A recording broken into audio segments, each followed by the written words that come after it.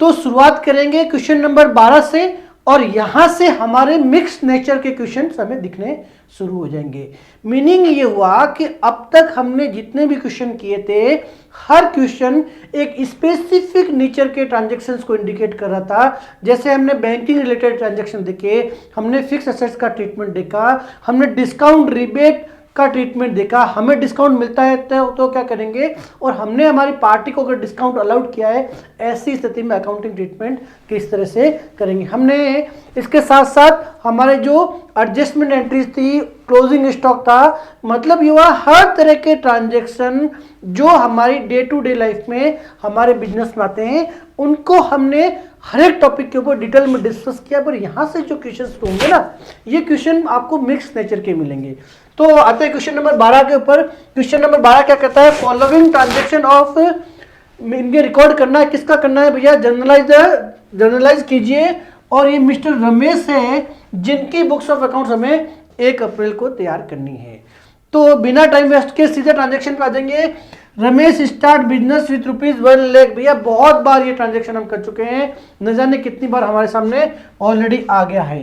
तो देखिए एक हमें जो मिला हमारे बिजनेस में नकद आया है। देखिए Ramesh start business with cash, और रमेश जो है he is the owner of the business. तो हमारे पास में जो दूसरा अकाउंट है वो अकाउंट है कैपिटल का अकाउंट। लगभग हर क्वेश्चन के अंदर यही ट्रांजैक्शन रिपीट हुआ है, पहला ट्रांजैक्शन। तो इसमें मैं ज़्यादा टाइम वेस्ट नहीं करूंगा। कैश जो अकाउंट है वो मेरा कौन सा अकाउंट हो गया, मेरा रियल अकाउंट हो गया। रियल अकाउंट का रूल क्या है भैया, रियल अकाउंट का रूल है कम्स इन, जब बिजनेस में आएगा, या गोज आउट। तो यहाँ पे मेरे बिजनेस में क्या हो रहा है, मेरे बिजनेस में देखिए पैसा आया है इसलिए मैं इसे डेबिट करने वाला हूँ। बात करूंगा मैं कैपिटल अकाउंट की, तो जो मेरा कैपिटल अकाउंट है वो मेरे लिए कौन सा हो गया, पर्सनल अकाउंट हो गया। ये मेरे लिए पर्सनल अकाउंट हो गया। और पर्सनल अकाउंट का रूल होता है या तो वो रिसीवर की पोजीशन में होगा या वो गिवर की पोजीशन में होगा। मेरे क्वेश्चन में प्रोप्राइटर ने पैसा दिया है बिजनेस के अंदर, यानी कि जो प्रोप्राइटर है वो गिवर की पोजीशन में है, इसलिए मुझे उसे क्रेडिट करना है। यानी कि मेरी एंट्री क्या हो गई, cash account debit to capital. चलिए मैं जल्दी से रिकॉर्ड कर लेता हूं इस ट्रांजैक्शन को। एंट्री हमें मिली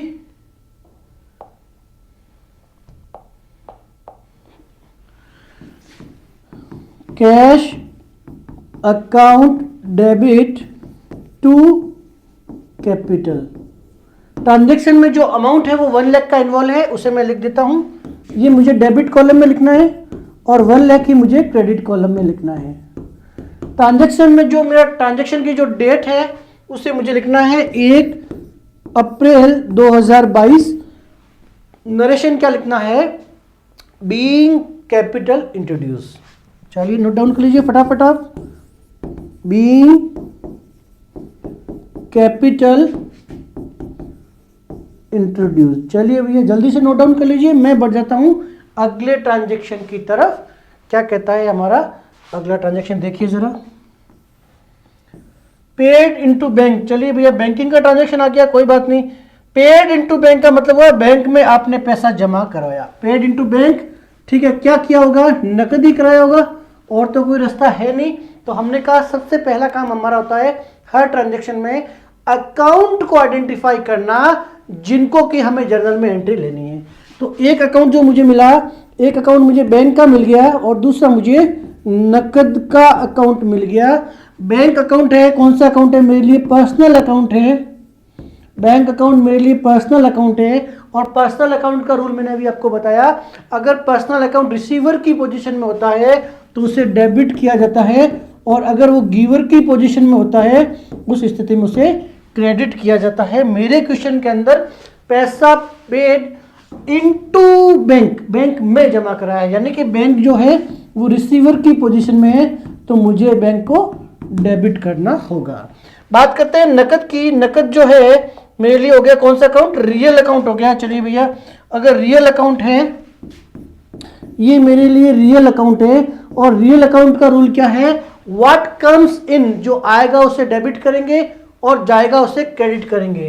तो व्हाट कम्स इन वाली स्थिति होती है या गोज आउट वाली स्थिति होती है। रियल अकाउंट में दो ही स्थिति हो सकती है। तो देखिए हमने पैसा cash paid into bank, bank में जमा कराया है, मतलब मेरे बिजनेस से पैसा गया होगा तभी तो बैंक में जमा हुआ होगा। ठीक है, तो जल्दी से मैंने यहां हो गया गोज आउट वाली स्थिति। एंट्री क्या होगी, bank account debit to cash. जल्दी से नोट डाउन कीजिए, मेरे लिए एंट्री हो गई bank account debit to cash. अब देखिए जरा ट्रांजैक्शन में जो अमाउंट इन्वॉल्व है वो 20,000 रुपए का है, तो 20,000 आपको डेबिट के कॉलम में लिखने हैं इसके सामने, और 20,000 रुपये आपको क्रेडिट के कॉलम में लिखने हैं। ठीक है, मैं फॉर्मेट नहीं बनाऊंगा, ऑलरेडी बहुत टाइम इस पर लग चुका है, इस चैप्टर पे बहुत डिटेल में टाइम दे चुके हैं। ट्रांजैक्शन की वो डेट है वो 2 अप्रैल की है, और साथ ही साथ नरेशन लिखूंगा being amount deposited in bank. चलिए भैया, डिपॉजिटेड इन बैंक, बैंक में पैसा जमा करवाया है, कोई बात नहीं, हो गया हमारा ट्रांजैक्शन। अगले ट्रांजैक्शन की तरफ बढ़ते हैं। अगला ट्रांजैक्शन क्या कहता है देखिए, आप जल्दी से नोट डाउन कीजिए, मैं बढ़ता हूँ अगले ट्रांजैक्शन की तरफ। 3 तारीख का ट्रांजैक्शन है, ये ट्रांजैक्शन हमें क्या कहता है जरा देख लेते हैं। 3 तारीख का ट्रांजैक्शन कहता है बॉट गुड्स फॉर कैश, नकद में माल खरीदा। नकद में माल खरीदा तो एक अकाउंट तो हमें मिला कैश अकाउंट, और गुड्स अगर आप बाई करते हो तो हमारे पास जो अकाउंट मिलता है, हम जो जिसको बुक्स में लाएंगे वो हमारे लिए कौन सा अकाउंट हो गया, परचेज का अकाउंट। ठीक है भैया, पहला अकाउंट मिल गया मुझे परचेज का अकाउंट, और जो दूसरा अकाउंट मिल गया, मैंने माल नकद खरीदा है तो नकद का अकाउंट मिल गया। अमाउंट 50,000, मतलब कोई दिक्कत नहीं है। परचेज अकाउंट हो गया मेरे लिए, कौन सा अकाउंट हो गया, परचेज अकाउंट मेरे लिए हो गया नॉमिनल अकाउंट। और नॉमिनल अकाउंट का रूल क्या है, नॉमिनल अकाउंट का रूल है जब भी आप खर्चा या लॉसेस की बात करोगे तो आप मुझे डेबिट कीजिए, इनकम या रेवेन्यू की बात करेंगे तो आप मुझे क्रेडिट कीजिए। इस क्वेश्चन के अंदर देखिए क्या हो रहा है, क्वेश्चन के अंदर हमारा जो परचेज हो रहा है वो हमारे बिजनेस के लिए खर्चा होता है, तो बिजनेस के लिए अगर खर्चा है तो हमें उसे डेबिट करना पड़ेगा।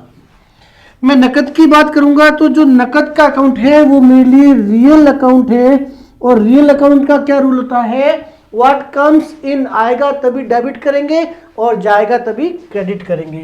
तो व्हाट कम्स इन वाली स्थिति होगी या गोज आउट वाली स्थिति होगी। अब बताइए यहाँ पे क्या हुआ, पैसा नकद में अगर आपने माल खरीदा है तो पैसा डेफिनेटली आपके यहाँ से गया होगा, तो ऐसी स्थिति में हम उसे क्रेडिट करेंगे। ये बात आई समझ में। एंट्री क्या हो गई, purchase account debit to cash. ठीक है भैया, चलिए मैंने कहा अब आपको एक भी ऐसा ट्रांजैक्शन नहीं मिलेगा जो हमने डिस्कस नहीं किया होगा। बस फटाफट आप इन ट्रांजैक्शंस को नोट कर लीजिए ताकि ये हमारा क्वेश्चन कंप्लीट हो जाए। ठीक है जी, चलिए भैया, ये 50,000 रुपये मैंने डेबिट में लिखे, 50,000 क्रेडिट में लिखे। 3 अप्रैल का ट्रांजैक्शन है, आप उसे भी नोट डाउन कर लीजिए। हम एंट्री क्या करेंगे, being goods purchase, being goods purchase, ये हो गया मेरा नरेशन। चलिए भैया जल्दी से नोट डाउन कीजिए और मैं बढ़ जाता हूं अगले ट्रांजैक्शन की तरफ। अगला ट्रांजैक्शन क्या कहता है जरा देखते हैं। चलिए, ड्रॉ कैश, विड्रॉल कैश हुआ है भैया, काहे के लिए हुआ है देख लीजिए जरा, पढ़ लीजिए आप जल्दी से। पैसा आपने विड्रॉल किया है, draw cash from bank for office use. ठीक है भैया, एक तो नकद वाला अकाउंट है और बैंक वाला अकाउंट है। बैंक से पैसा निकला for office use, office use के लिए हो गया तो कोई दिक्कत नहीं है भैया, हमें कोई दिक्कत नहीं। एक अकाउंट जो है हमें मिला नकद का अकाउंट, और जो दूसरा अकाउंट मिला वो मिला बैंक का अकाउंट। हमारा सबसे पहला काम ही ये है कि हम ट्रांजैक्शन के अंदर अकाउंट को अगर आइडेंटिफाई किए तो फिर जरा भी दिक्कत नहीं आने वाली है उस ट्रांजैक्शन को रिकॉर्ड करने में। तो जो नकद की बात करेंगे, ये मैंने कहा रियल अकाउंट है हमारे लिए, और रियल अकाउंट का रूल है व्हाट कम्स इन, बिजनेस में अगर आएगा तो डेबिट करेंगे, और गोज आउट वाली स्थिति हुई तो मैं उसे क्रेडिट करने वाला हूं। अब बैंक से पैसा निकाल के आप बिजनेस में लाए हो तो ये हो गया कम्स इन वाली स्थिति, इसके लिए मैं उसे डेबिट करने वाला हूं। यहां तक तो कोई डाउट नहीं होना चाहिए। अब बैंक की बात करेंगे तो जो बैंक है वो हमारे लिए क्या है, हमारे लिए है पर्सनल अकाउंट। चलिए भैया, बैंक हमारे लिए पर्सनल अकाउंट हो गया, और पर्सनल अकाउंट का रूल होता है अगर वो रिसीवर की पोजीशन में होता है तो डेबिट करते हैं, गिवर की पोजीशन में होता है तो हम उसे करते हैं क्रेडिट। अब बात करेंगे बैंक से पैसा निकलवाया है तो बैंक यहाँ पे गिवर की पोजीशन में हो गया, इसलिए मुझे बैंक को क्रेडिट करना पड़ेगा। मेरे लिए एंट्री क्या हो गई, cash account debit to bank. चलिए आप भी नोट डाउन कर लीजिए फटाफट। मेरे लिए एंट्री हो गई, देखिए cash account debit to bank. Transaction में जो अमाउंट इन्वॉल्व है वो 10,000 रुपीज का है, तो 10,000 रुपीज मुझे डेबिट में लिखने हैं, 10,000 रुपीज ही मुझे वापस क्रेडिट में लिखने हैं। ट्रांजेक्शन की डेट है 4 अप्रैल की, उसे भी आप नोट डाउन कर लीजिए। नरेशन क्या हो जाएगा, being cash withdrawal, being cash withdrawal. ठीक है भैया, ये हो गया हमारा नरेशन। आप जल्दी से नोट डाउन कीजिए, मैं बढ़ता हूं अगले ट्रांजेक्शन की तरफ। अगला ट्रांजेक्शन जो है वो 4 अप्रैल का ट्रांजेक्शन है। 4 अप्रैल का ट्रांजेक्शन, सॉरी 4 अप्रैल का ट्रांजेक्शन हो गया है, अब हो गया पीछे 13 अप्रैल का ट्रांजेक्शन। ये ट्रांजेक्शन क्या कहता है जरा पढ़ लेते हैं। Goods sold to Krishna, Krishna को माल बेचा है। भैया केस संबंधी कोई सूचना नहीं है तो हमें एज्यूम भी नहीं करना है, हमें उसे क्रेडिट ट्रांजेक्शन समझना है। तो एक तो कृष्णा का अकाउंट हो गया, और गुड्स सोल्ड जो बात है इसका मतलब हो गया हमारे लिए सेल्स। हमने कहा हमारे बिजनेस में गुड्स परचेज की जब बात करेंगे या गुड बॉट की बात करेंगे तो हमेशा उसे परचेज अकाउंट से ट्रीट करेंगे, और अगर माल बेचने की बात करेंगे तो उसके लिए हमारे पास अकाउंट है सेल्स। तो देखिए पहला अकाउंट क्या मिला, पहला अकाउंट मिला हमें कृष्णा का अकाउंट, और जो दूसरा अकाउंट है वो मिला है सेल्स का अकाउंट। चलिए 2 अकाउंट आइडेंटिफाई कर लिए। 2 अकाउंट आइडेंटिफाई करने के बाद में हमारा काम है इनके ऊपर रूल लगाना, golden rule for debit and credit. जो कृष्णा है पर्सन, वो मेरे लिए पर्सनल अकाउंट है, ये मेरे लिए पर्सनल अकाउंट है। और पर्सनल अकाउंट का रूल क्या होता है, अगर वो रिसीवर की पोजीशन में होता है तो डेबिट होता है, और अगर वो गिवर की पोजीशन में होगा तो हम करेंगे credit. Goods sold to Krishna, Krishna को आपने अगर आप माल बेचा है तो कृष्णा डेफिनेटली इस केस में गुड्स को रिसीव कर रहा है, और अगर गुड्स को रिसीव कर रहा है तो मुझे उसे डेबिट करना पड़ेगा। ट्रांजैक्शन में जो अमाउंट है वो 15,000 का है, याद रखिएगा, क्योंकि इससे लिंक ही करते आगे कुछ और ट्रांजैक्शन आने वाले हैं जहां से हम कृष्णा से कैश रिसीव करेंगे, चेक या चेक रिसीव करेंगे। कुछ हो सकता है डिस्काउंट भी अलाउ करे, कोई बात नहीं। फिलहाल यार याद रखिए कि भी जो कृष्णा है उससे 15,000 का ट्रांजैक्शन हो चुका है। सेल्स का जो अकाउंट है वो मेरे लिए कौन सा अकाउंट है, वो मेरे लिए नॉमिनल अकाउंट है। और मेरे नॉमिनल अकाउंट का रूल क्या है, मेरे नॉमिनल अकाउंट का रूल ये कहता है खर्चे या एक्सपेंसेस की अगर बात करते हो, एक्सपेंसेस या अगर लॉसेस की अगर आप बात करोगे उस स्थिति में हमें उसे डेबिट करना होता है, परंतु इनकम और रेवेन्यू की अगर आप बात करोगे तो हम उस अकाउंट को क्रेडिट करेंगे। और जो सेल्स होता है वो हमारा बिजनेस का वही तो सबसे बड़ा रेवेन्यू है, तो हमें उसे क्रेडिट करना होगा। मीनिंग क्या हुआ, मीनिंग हुआ एंट्री हुई Krishna account debit to sales. चलिए भैया रिकॉर्ड कर लेते हैं जल्दी से।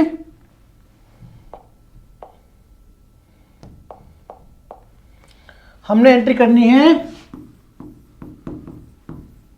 Krishna account debit to sales. Transaction में 15,000 रुपीज इन्वॉल्व है, आपको 15,000 डेबिट में लिखने हैं, 15,000 क्रेडिट के कॉलम में लिखने हैं। 13 अप्रैल का ट्रांजैक्शन है, वो भी आप नोट डाउन कर लीजिए। और बीइंग गुड्स सोल्ड, ये हो गया हमारा नरेशन कि भैया आपने माल बेचा है, गुड्स सोल्ड, ये हो गया हमारा नरेशन। आप जल्दी से कीजिए नोट डाउन, मैं बढ़ता हूं अगले ट्रांजैक्शन की तरफ। अगला ट्रांजैक्शन की डेट क्या है जरा देख लेते हैं।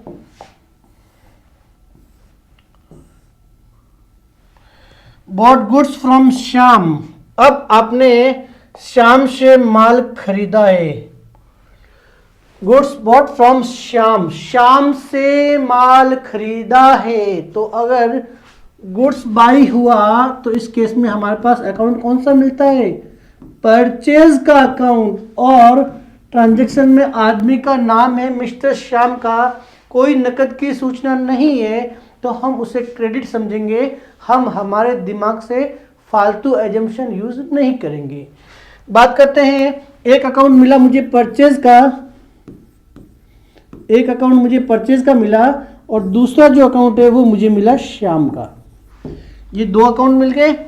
परचेज का जो अकाउंट है वो मेरे लिए कौन सा अकाउंट है, अभी अभी हमने कहा था थोड़ी देर पहले कि परचेज अकाउंट हमारे लिए नॉमिनल अकाउंट होता है। और नॉमिनल अकाउंट का रूल क्या है कि खर्चे और इनकम की बात करोगे तब उसे डेबिट करना पड़ता है, और परचेज ही बिजनेस का सबसे बड़ा खर्चा होता है। एक्सपेंसेस या लॉसेस की बात करते हो, ऐसी स्थिति में हमें उसे क्या करना होता है, डेबिट करना पड़ता है।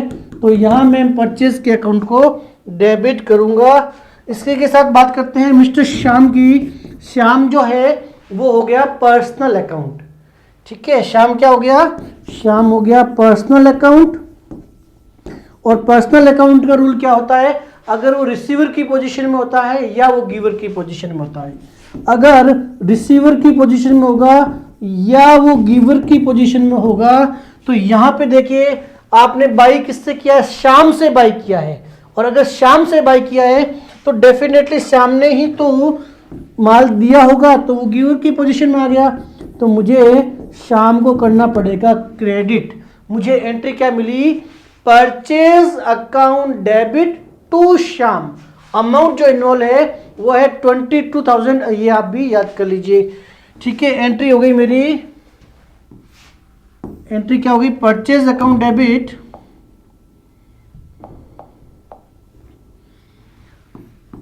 परचेज अकाउंट डेबिट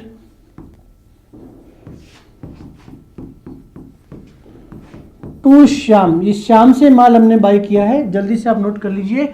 डेबिट में 22,000, क्रेडिट में भी 22,000। जल्दी से लिखते जाइए साथ साथ में आप, मैं हर ट्रांजैक्शन को रिपीट कर रहा हूं। साथ ही साथ ट्रांजैक्शन की जो डेट है वो 20/4/2022 की है, उसे भी लिख दीजिए। And goods by from Shyam, being goods by from, ये हो गया मेरा ट्रांजैक्शन का नरेशन।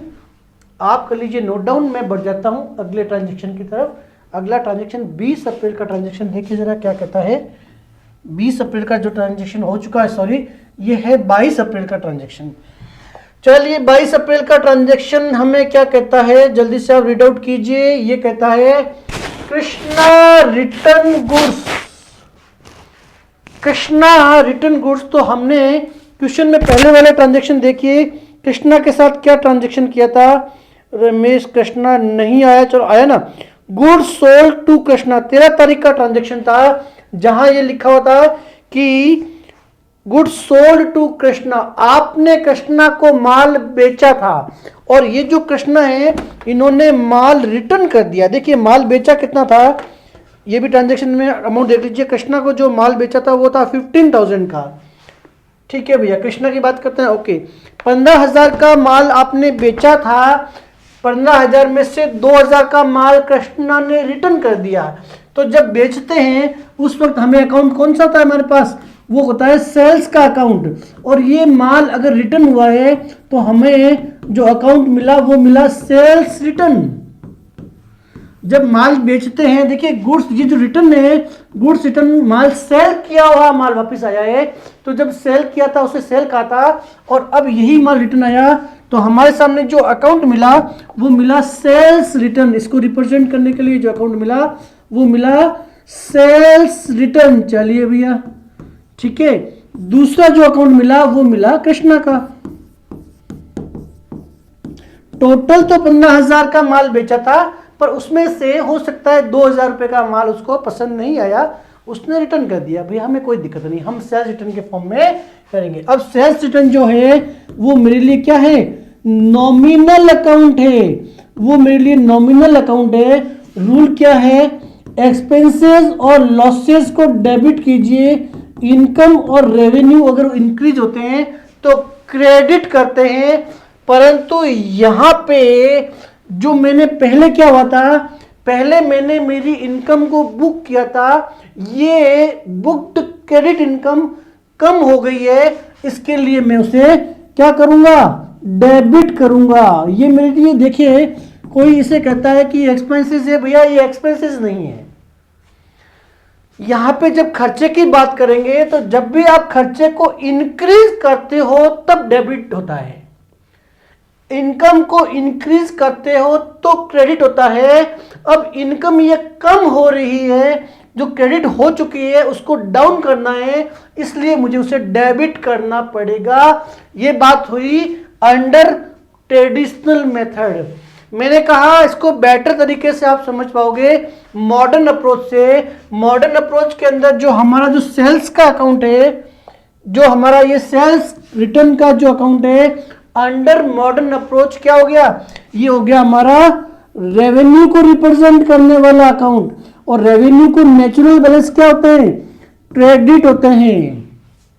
तो जहां रेवेन्यू नेचुरल बैलेंस क्या होते हैं, क्रेडिट होते हैं। जहां रेवेन्यू इंक्रीज होंगे उन्हें तो हम क्रेडिट करेंगे, परंतु यहां पे एक बुक्ड रेवेन्यू डिक्रीज हो गया है, इसके लिए मैं उसे डेबिट करूंगा। अब आपको जो अच्छा लगे आप उससे मीनिंग समझ जाइए।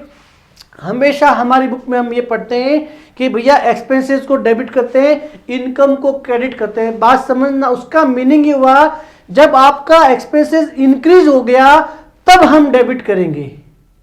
अगर एक्सपेंसेस कम हो रहा है, बुक्ड खर्चा कम हो रहा है, तो हम उसका जस्ट रिवर्स करेंगे। इसी प्रकार जब आपकी सेल्स हुई थी तो हमने हमारी इनकम इंक्रीज की थी, इसके लिए क्रेडिट हुई।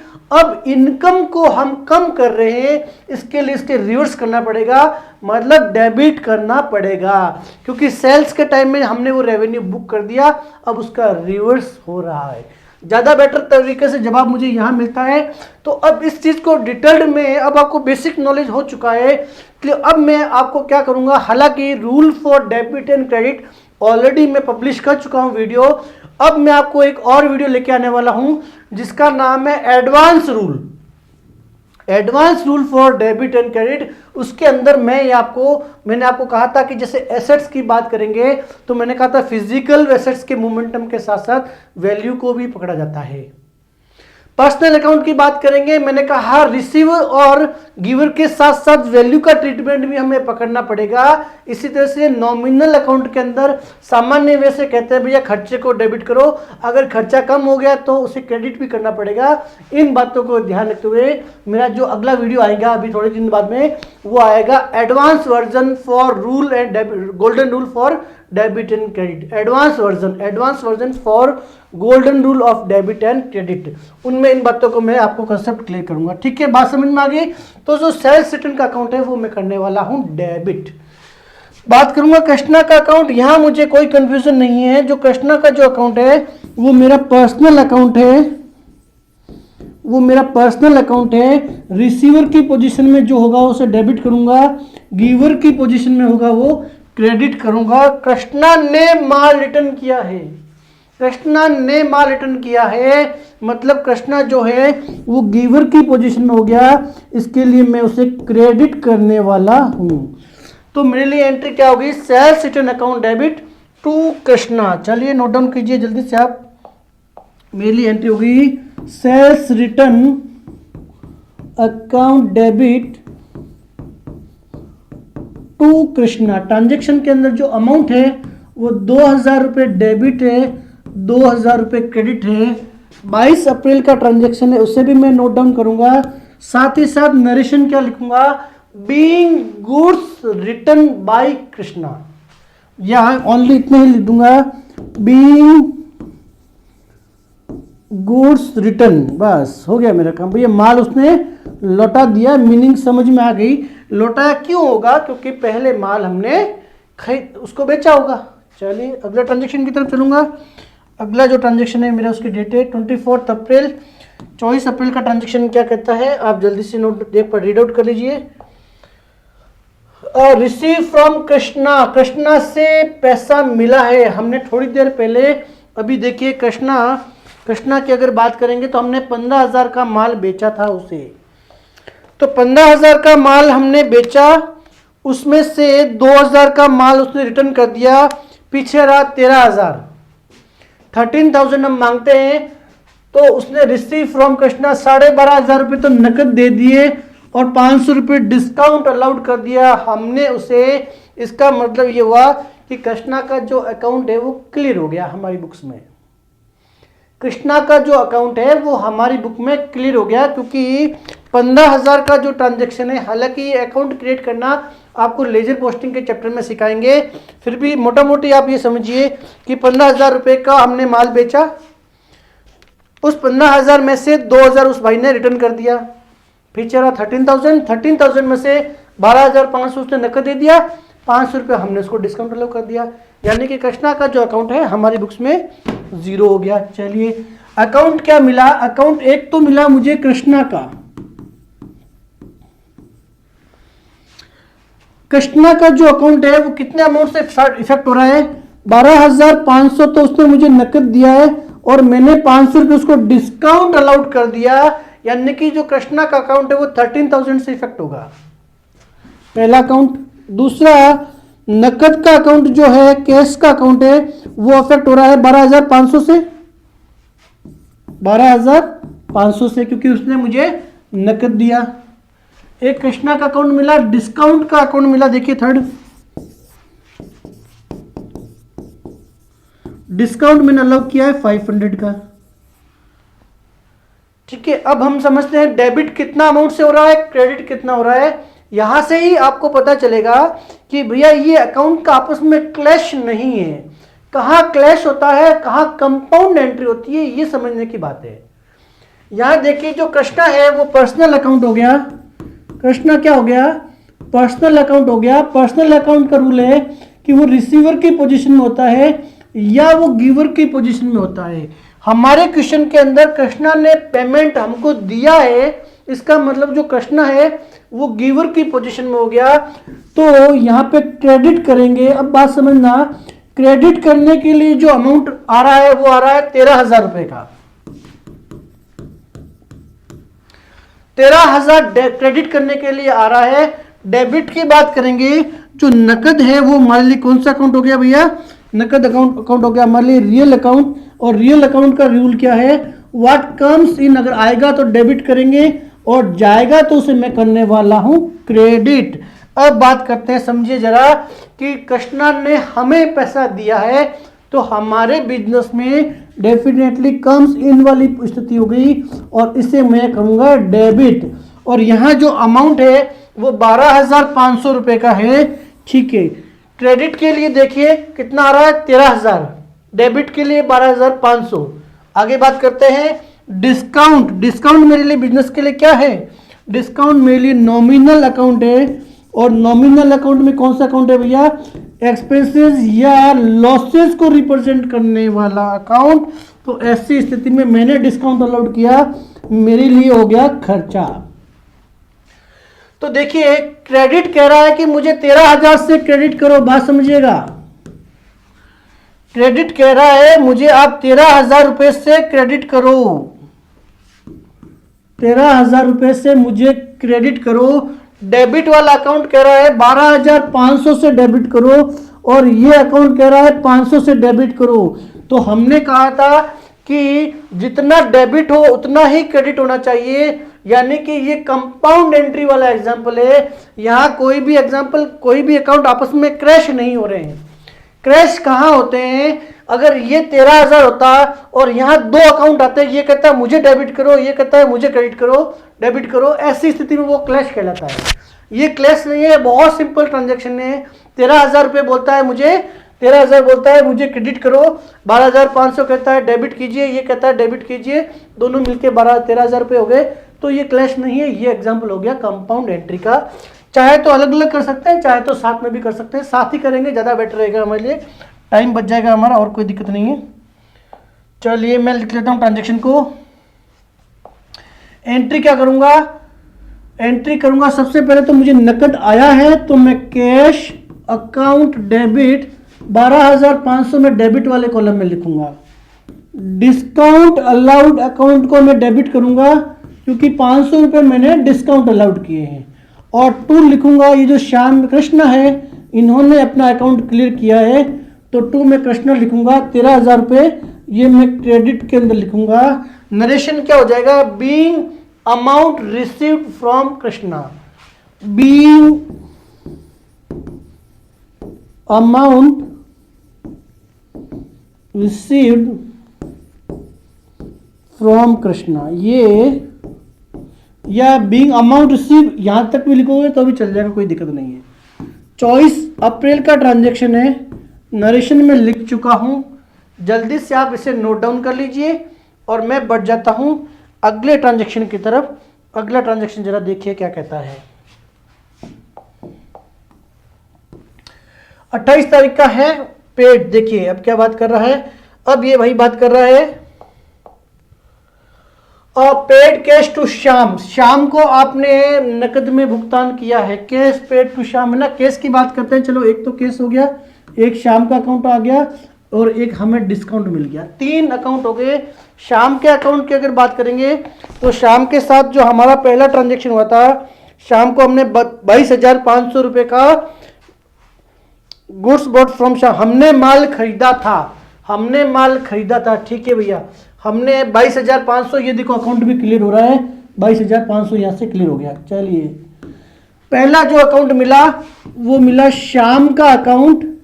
श्याम का अकाउंट जो होगा हमने पेड किया है 21,500, 21,500 तो श्याम को पेड किया है और श्याम ने हमें 1,000 रुपये का डिस्काउंट अलाउड किया है, यानी कि हमारे अकाउंट में अब श्याम का अकाउंट बिल्कुल क्लियर हो गया है, यानी कि 22,500 से इफेक्ट होगा। अब दूसरी बात करेंगे नकद का जो अकाउंट है, हमने नकद कितना पे किया है भैया, नकद हमने पे किया है 21,500 का। चलिए ये 21,500 हो गया। तीसरा जो अकाउंट है वो है डिस्काउंट रिसीव्ड, और इस ट्रांजैक्शन में हमें 1,000 रुपये का डिस्काउंट मिला है।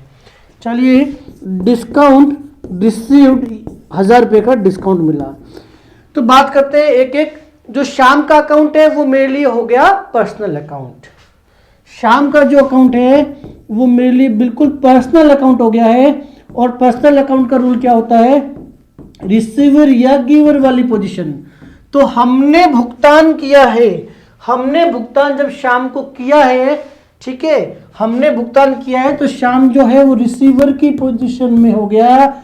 और यहाँ पे जो डिस्काउंट वाला अमाउंट है ये हमने एज्यूम किया कि उसने रिसीव कर लिया, ये हमने एज्यूम किया कि उसने रिसीव कर लिया, क्योंकि हमने कहा था कि हमें हमेशा वैल्यू से चलना है। अगर मॉडर्न अप्रोच की बात करेंगे तो इस ट्रांजैक्शन की वजह से टोटल 22,500 मेरी लायबिलिटी खत्म हो रही है, इसके लिए मैं उसको डेबिट कर रहा हूं 22,500 से। तो यहां तक कोई कंफ्यूजन नहीं। अब मैं बात करूंगा नकद की अकाउंट की। नकद अकाउंट मेरे लिए रियल अकाउंट है, व्हाट कम्स इन वाली पोजीशन होती है तो डेबिट करूंगा, गोज आउट वाली स्थिति होगी तो मैं उसे करूंगा क्रेडिट। तो मेरे यहाँ पे मैंने भुगतान किया है तो मेरे यहाँ से पैसा गया होगा भैया, ठीक है, मेरे यहाँ से पैसा गया होगा तो मुझे उसे करना पड़ेगा क्रेडिट। डिस्काउंट रिसीव्ड जो है ये मेरे लिए नॉमिनल अकाउंट है, ये मेरे लिए नॉमिनल अकाउंट है। नॉमिनल अकाउंट कहता है एक्सपेंसेस या लॉसेस को तो आप डेबिट कर दीजिए, इनकम या रेवेन्यू को आप कीजिए क्रेडिट। तो मेरे यहाँ पे जब मुझे डिस्काउंट मिला था तो मेरे लिए ये इनकम हो गई, तो इनकम हो गई तो मुझे उसे क्या करना पड़ेगा क्रेडिट। यहाँ पे भी देखिए कोई क्लैश नहीं हो रहा है। डेबिट वाला अकाउंट कह रहा है मुझे 22,500 रुपये से 22,500 से डेबिट कीजिए, ये कहता है मुझे क्रेडिट करो, ये कहता है मुझे क्रेडिट करो, इसकी टोटल जो है 22,500, यानी कि क्लैश नहीं है, it's a simple case of compound entry. Entry क्या करूंगा मैं, Shyam account debit, cash account debit to cash और टू डिस्काउंट रिसीव्ड। चलिए मैं नोट डाउन कर लेता हूं, आप भी जल्दी जल्दी लिखिए एंट्री। अब यहाँ पे बहुत सारे एग्जांपल लिख चुके हैं, तो स्पीड थोड़ी सी हमारी कंपेरेटिवली तेज रहेगी, इस बात में कोई दो राय नहीं है, क्योंकि इससे सारे देखिए एक भी ट्रांजैक्शन अब ऐसा नहीं है जो रिपीटेशन नहीं होगा। तो हमने एंट्री करी Shyam account debit, Shyam account debit 22,400 to cash, हमने भुगतान किया शाम को कितना 21,500 सॉरी, और टू मैंने कर दिया डिस्काउंट रिसीव्ड। डिस्काउंट रिसीव्ड हुआ मुझे 1,000 रुपीज का, तो वो मुझे यहां लिखना है। ट्रांजैक्शन की जो डेट है वो 28/4 की डेट है, वो भी लिखना जरा नहीं भूलना है। और उसके बाद में नरेशन लिखना है बीइंग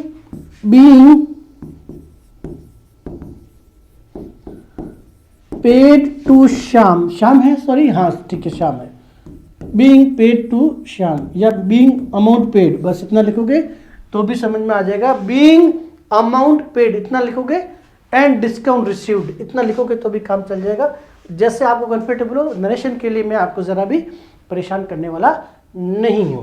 चलिए बात करते हैं, 30 तारीख का ट्रांजैक्शन है, sold for cash to Mohan. चलिए भैया, sold for cash to Mohan, 80,000 रुपए का अकाउंट, 80,000 का ट्रांजैक्शन हुआ है। एक अकाउंट मिला, जब भी आप सेल्स करोगे, सेल्स करो, सोल्ड माल को अगर बेचोगे, गुड्स सोल्ड करोगे तो सेल्स वाला अकाउंट मिल गया। दूसरा जो अकाउंट मिला नकद वाला मिल गया। तीसरा जो अकाउंट मिला मोहन का अकाउंट मिल गया। यहां मुझे कुछ क्लैश होता हुआ दिख रहा है, बहुत सारे एग्जांपल ऑलरेडी कर चुके हैं, तो अब आपको इस पे परेशान होने की जरूरत नहीं है। सेल्स का जो अकाउंट है वो नॉमिनल का अकाउंट है, सेल्स का जो अकाउंट है वो नॉमिनल अकाउंट है। खर्चों की बात करेंगे, लॉसेस की बात करेंगे, डेबिट करेंगे, इनकम और रेवेन्यू की बात करोगे तो क्रेडिट करेंगे। हमने माल बेचा है तो इससे क्रेडिट करना होगा। सेल्स हुई है 80,000 रुपए की, ठीक है, पहली बात क्लियर हुई। सेल्स अकाउंट ने अपनी दावेदारी पेश कर दी कि भी मुझे क्रेडिट कीजिए आप, क्योंकि मैं आपका रेवेन्यू हूं, मैं नॉमिनल अकाउंट हूं और मैं आपका रेवेन्यू हूं। ठीक है, बात करते हैं नकद कैश की बात करेंगे। चलिए, तो इस ट्रांजैक्शन में देखिए क्या हो रहा है, goods sold for cash, cash के लिए माल बेचा है, तो आपके पास में पैसा आया होगा। तो जो कैश अकाउंट है वो है रियल अकाउंट। कम्स इन वाली स्थिति बनी, what comes in what goes out, ये वाली सिचुएशन बन गई।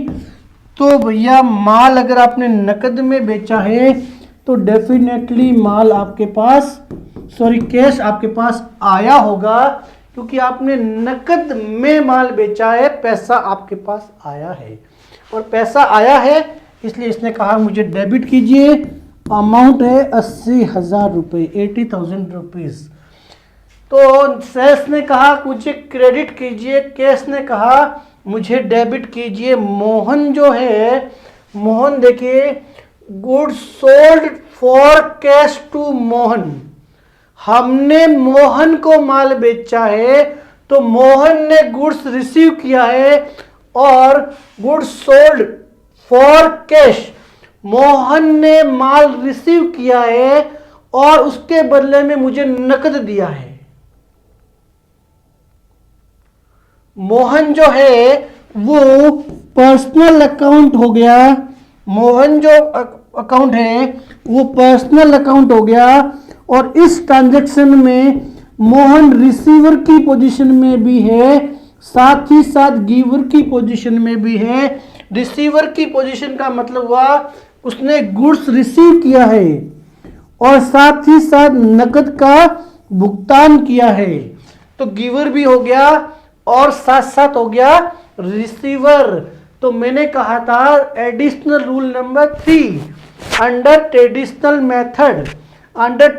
मेथड रूल नंबर 3 जो मैंने मेरे एंड से बनाए हैं, मैंने आपको सिखाया था कि किसी भी ट्रांजैक्शन के अंदर अगर एक्सचेंज के दोनों ही पार्ट कंप्लीट हो जाए, यानी कि जो पर्सनल अकाउंट है वो गिवर की पोजीशन में होता है, रिसीवर की पोजीशन में होता है, उस अकाउंट को वहीं पे एलिमिनेट कर दीजिए, उस अकाउंट को हम वहां कैरी नहीं करते हैं। क्योंकि हम अगर बात करेंगे पर्सनल अकाउंट को केवल बुक्स में उसी स्थिति में हम लेके आते हैं जब उसके साथ एसेट्स या लायबिलिटी की रिलेशनशिप क्रिएट होती है। इस ट्रांजैक्शन में एक हाथ से माल दिया, एक हाथ से पैसा लिया, दोनों काम कंप्लीट हो गए, ना तो फ्यूचर में वो हमसे मांगेगा ना हम उससे मांगेंगे। सिंपल सा मीनिंग ये हुआ, अगर पर्सनल अकाउंट गिवर और रिसीवर बोथ द पोजीशन में आ जाता है एक ही ट्रांजैक्शन के अंदर, तो हम उस अकाउंट को आगे कैरी नहीं करते हैं। ये हमने सीखा था under traditional method additional rule number 3। तो मैंने एंट्री क्या की, मोहन को मैंने हटा दिया, मैंने एंट्री कर दी कैश अकाउंट डेबिट। मैंने एंट्री क्या करी, cash account debit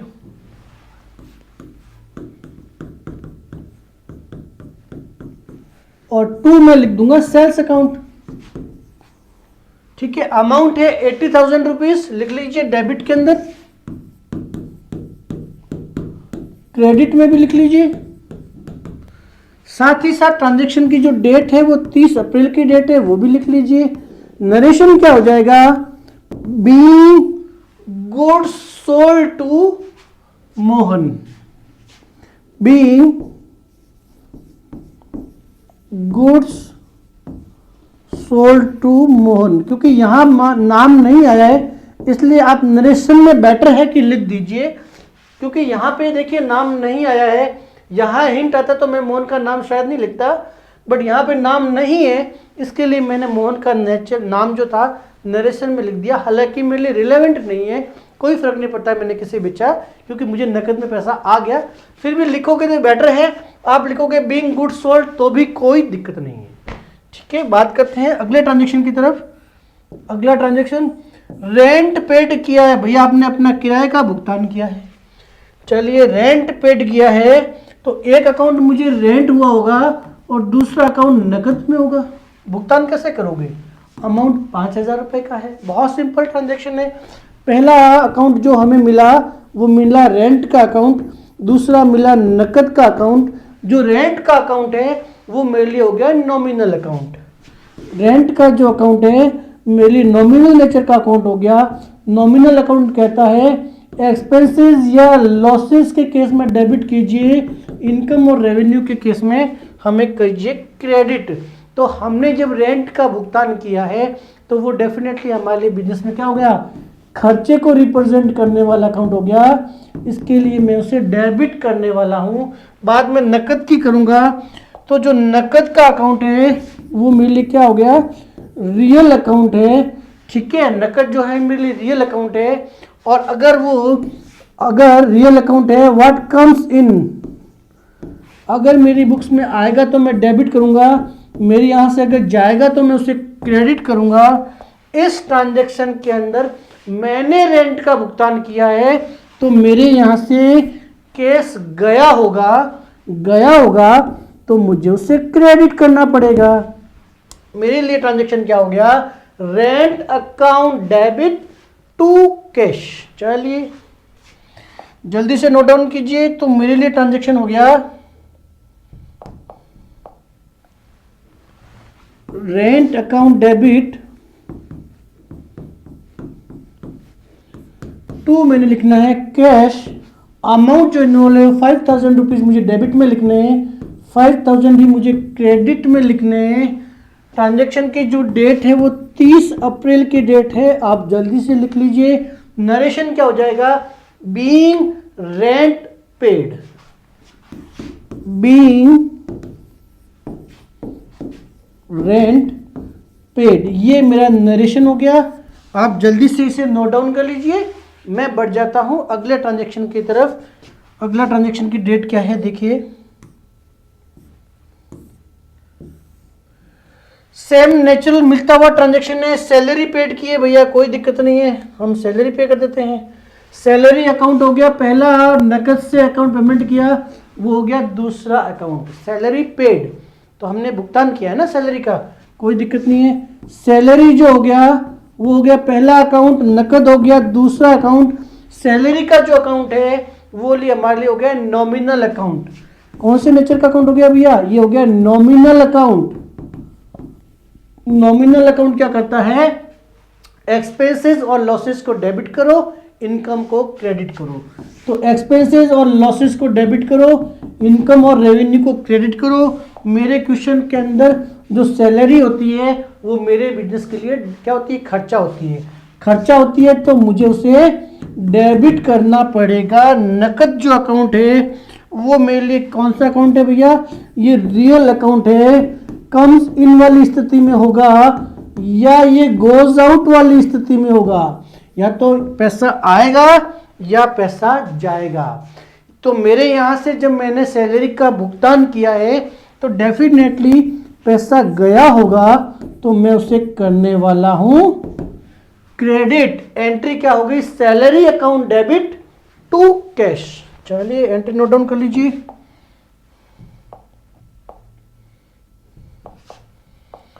salary account debit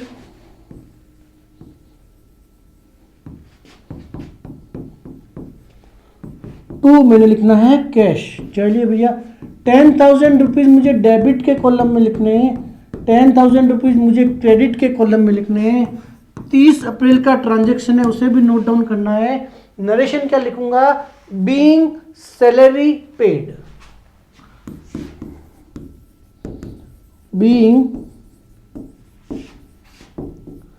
salary paid, ये हो गया मेरा नरेशन। अब मैं बढ़ जाता हूं, अगला ट्रांजैक्शन देखते हैं जरा क्या कहता है। ओके, अगला कोई ट्रांजैक्शन नहीं है, क्वेश्चन नंबर 12 कंप्लीट हो गया। चलिए स्टार्ट करेंगे क्वेश्चन नंबर 13। और क्वेश्चन नंबर 13 देखिए क्या कहता है, generalized the following transaction of mister Rahul. ये कोई मिस्टर राहुल है जिनकी बुक्स ऑफ अकाउंट्स हमें रेडी करनी है। चलो भैया कोई दिक्कत नहीं है, कर लेते हैं इनकी बुक्स भी रेडी।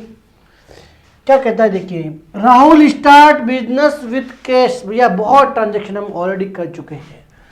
तो Rahul start business with cash, चूंकि ये प्रोप्राइटर है तो अकाउंट कौन सा हो गया, कैपिटल अकाउंट।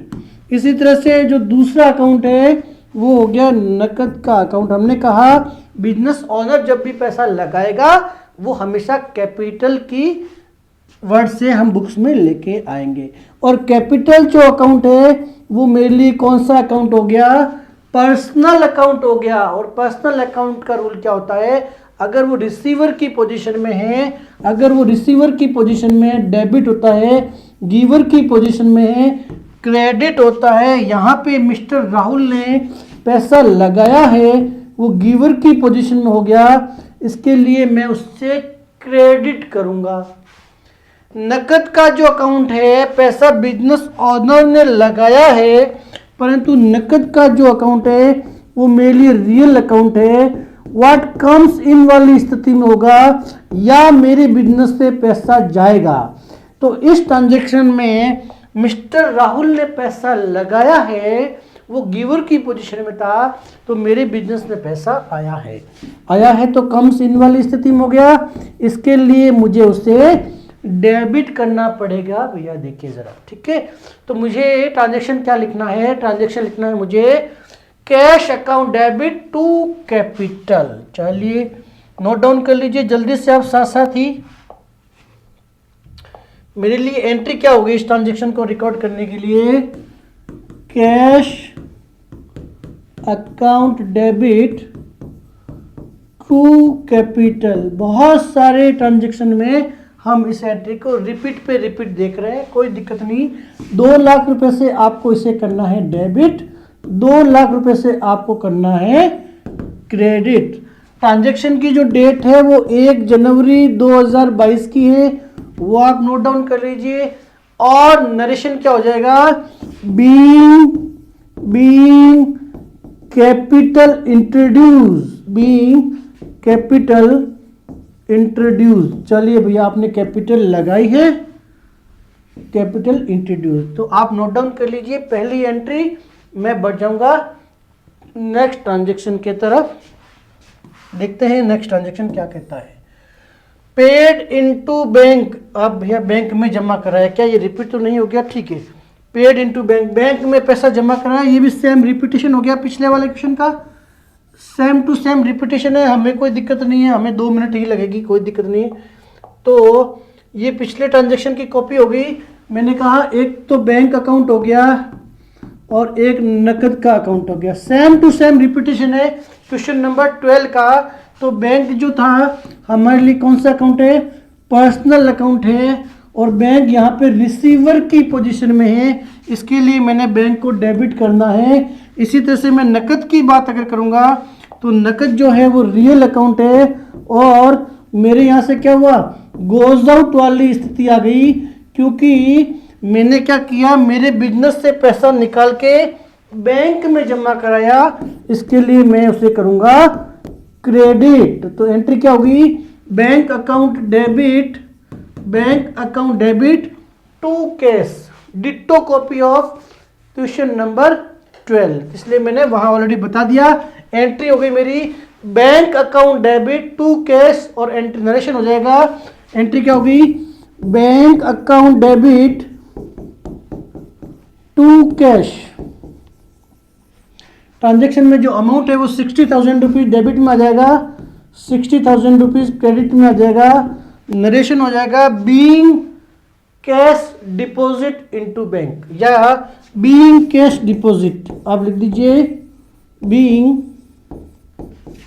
Cash deposited. ये ऑलरेडी हम कर चुके हैं, ट्रांजेक्शन 2 जनवरी की बात है। चलिए आप ट्रांजेक्शन भी नोट कर लीजिए, मैं बढ़ जाता हूं नेक्स्ट ट्रांजेक्शन की तरफ। वो क्या कहता है देखिए,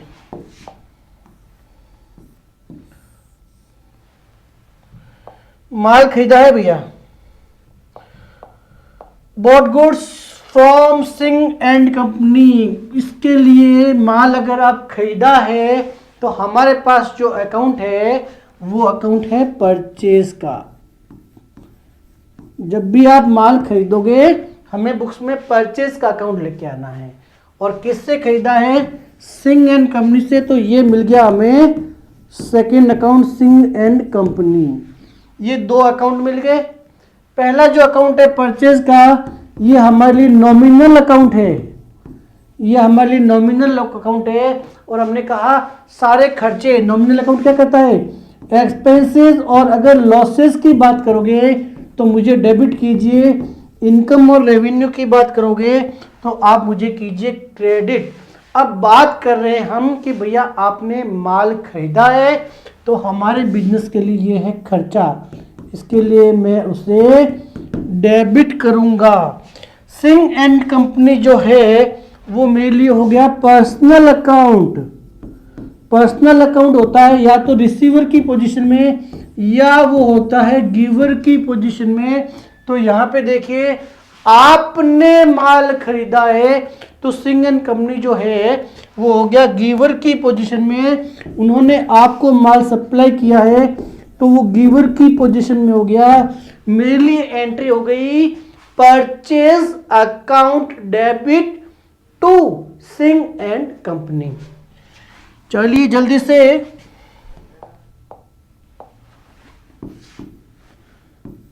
purchase account debit to Singh and company.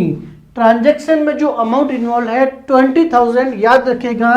आगे ये सिंह साहब फिर से आने वाले हैं अपने ट्रांजैक्शन को क्लियर करने के लिए। चलिए नहीं आएंगे तो कोई बात नहीं, फिर से ट्रांजैक्शन को याद करके देख लेंगे। 3 जनवरी की बात है। बीइंग गुड्स परचेज, बीइंग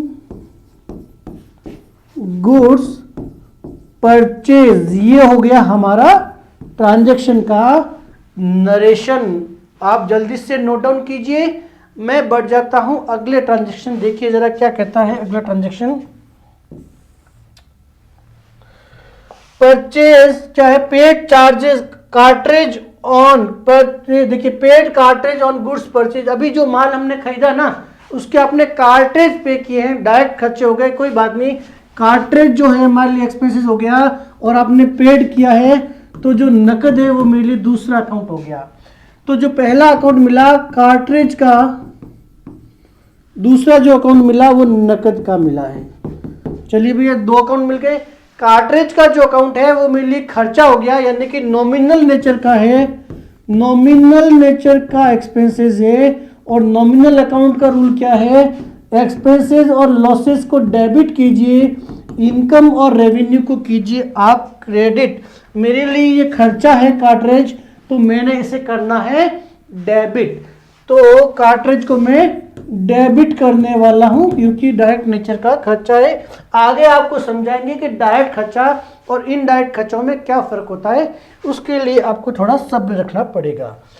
तो जो नकद का अकाउंट है वो मेरे लिए हो गया रियल अकाउंट, और रियल अकाउंट का रूल ये होता है कि व्हाट कम्स इन, अगर बिजनेस में ये पैसा आएगा तब मैं इसे डेबिट करूंगा, और अगर ये जाएगा तो मैं उसे करूंगा क्रेडिट। तो गोज आउट वाली स्थिति बन गई भैया, क्योंकि हमने जो है नकद का भुगतान किया है, और हमने जब नकद का भुगतान किया तो इसका मतलब ये हो गया क्रेडिट। एंट्री क्या हो गई, cartridge account debit to cash. चलिए नोट डाउन कीजिए जल्दी से आप, एंट्री मिल गई हमें cartridge account debit, cartridge account debit to cash. Amount जो इन्वॉल्व है 300 डेबिट करना है, 300 क्रेडिट करना है। 3 जनवरी की बात है, चलिए कोई बात नहीं, 3 जनवरी को रिकॉर्ड कर लेंगे। और नरेशन क्या हो जाएगा, being cartridge paid, being cartridge paid. चलिए जल्दी से नोट डाउन कीजिए, मैं बढ़ता हूं अगले ट्रांजैक्शन की तरफ। अगला ट्रांजैक्शन जरा समझते हैं क्या कहता है। परचेज फर्नीचर, चलिए भैया इस बार परचेज हुआ है, परचेज हुआ है, परचेज हुआ है, परचेज फर्नीचर, परचेज फर्नीचर। भैया ये मेरे लिए कोई गुड्स नहीं है, नाम आया है तो ये मेरे लिए क्या हो गया, फिक्स एसेट्स हो गई। और फिक्स एसेट्स हमेशा खुद के नाम से बुक में आती है और कोई हिंट नहीं है, तो मैं मानूंगा नकद में परचेज किया होगा। मेरे लिए जो एंट्री होने, जो अकाउंट मिल गया पहला, वो मिल गया मुझे फर्नीचर का अकाउंट, और जो दूसरा अकाउंट मुझे मिला वो मिला नकद का अकाउंट। 2 अकाउंट मिल गए। फर्नीचर का जो अकाउंट है वो मेरे लिए रियल अकाउंट हो गया। कौन सा अकाउंट हो गया, ये रियल अकाउंट हो गया। रियल अकाउंट का रूल क्या है, व्हाट कम्स इन, अगर ये बिजनेस में आएगा तो डेबिट करूंगा, व्हाट गोज आउट, अगर ये बिजनेस से जाएगा तो मैं इसे करने वाला हूं क्रेडिट। चूंकि पैसा देकर फर्नीचर खरीदा है तो फर्नीचर हमारे बिजनेस में आया है तो मैं उससे डेफिनेटली डेबिट करूंगा, इस बात में मुझे कोई दो राय नहीं है। क्योंकि परचेज फर्नीचर किया है और फर्नीचर एक फिक्स एसेट्स थी, इसके लिए मैंने परचेज शब्द का यूज नहीं किया, मैंने कहा फर्नीचर अकाउंट डेबिट। बात करेंगे नकद की, तो जो नकद का अकाउंट है ये भी मेरे लिए रियल अकाउंट है और इसका भी रूल यही है, व्हाट कम्स इन, अगर आएगा तो डेबिट करेंगे, गोज आउट होगा तो मैं क्रेडिट करूंगा। चूंकि मैंने फर्नीचर नकद में खरीदा है तो फर्नीचर आया है और उसके बदले में नकद मुझे भुगतान करना पड़ा, तो नकद मेरा चला गया, इसके लिए मैं उसे क्रेडिट करूंगा। एंट्री क्या हो गई, furniture account debit to cash. चलिए कोई बात नहीं, रिकॉर्ड कीजिए जल्दी से।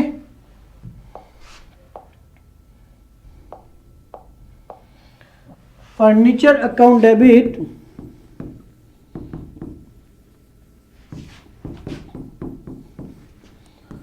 To cash. चलिए भैया अमाउंट कितना है जरा देख लिए, 2000 रुपये, तो 2000 रुपये 2000 रुपीज आप डेबिट कीजिए, 2000 को आप क्रेडिट कर लीजिए। साथ ही साथ ट्रांजैक्शन की जो डेट है वो 4/1/2022। नरेशन क्या हो जाएगा? Being furniture purchase. नरेशन क्या हो जाएगा? बीइंग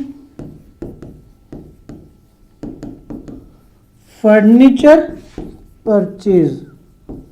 ये हो गया आपका नरेशन। जल्दी से मैं बढ़ जाऊंगा अगले ट्रांजेक्शन की तरफ। अगला ट्रांजेक्शन देखिए जरा क्या कहता है। चलिए, अब यहां थोड़ा आपको सोचना पड़ेगा, दिमाग लगाना पड़ेगा। Paid advance for purchase of HP printer. भैया पेड किया है, पेड मतलब ये हुआ कि कैश का भुगतान तो आपने कर दिया। Paid advance for HP printer. अब क्वेश्चन ये है कि क्या एचपी प्रिंटर को मैं मेरी बुक में लेके आ जाऊं, क्योंकि ये मेरे लिए फिक्स एसेट्स है। अच्छे से ट्रांजैक्शन को पढ़ो। मैंने कहा एसेट्स का मतलब वैल्यू से भी होता है, मना नहीं है।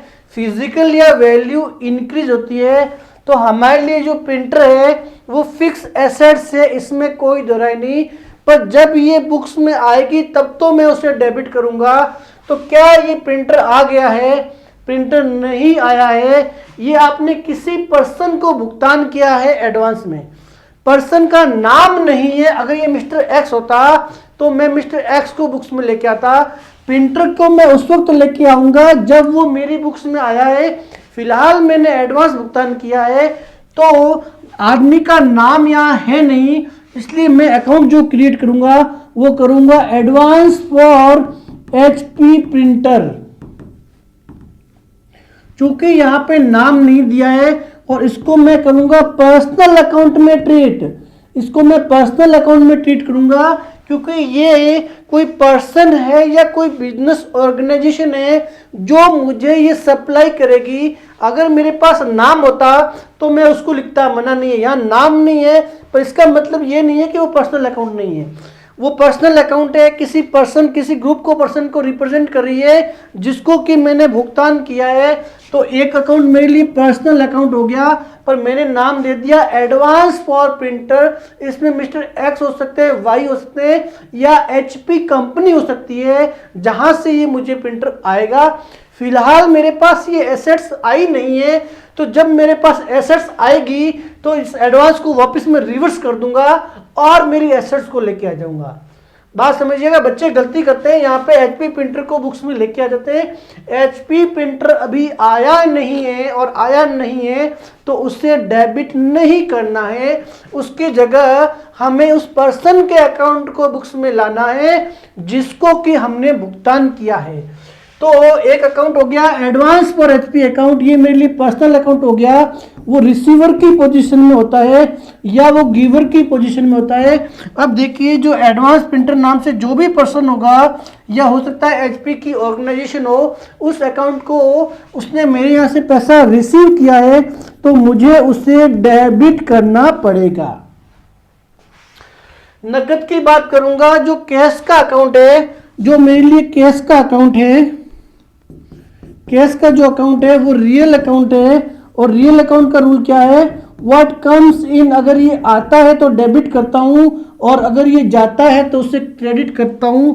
मैंने भुगतान किया है, यानी कि मेरे यहां से ये गया है, तो मुझे उसे क्रेडिट करना पड़ेगा।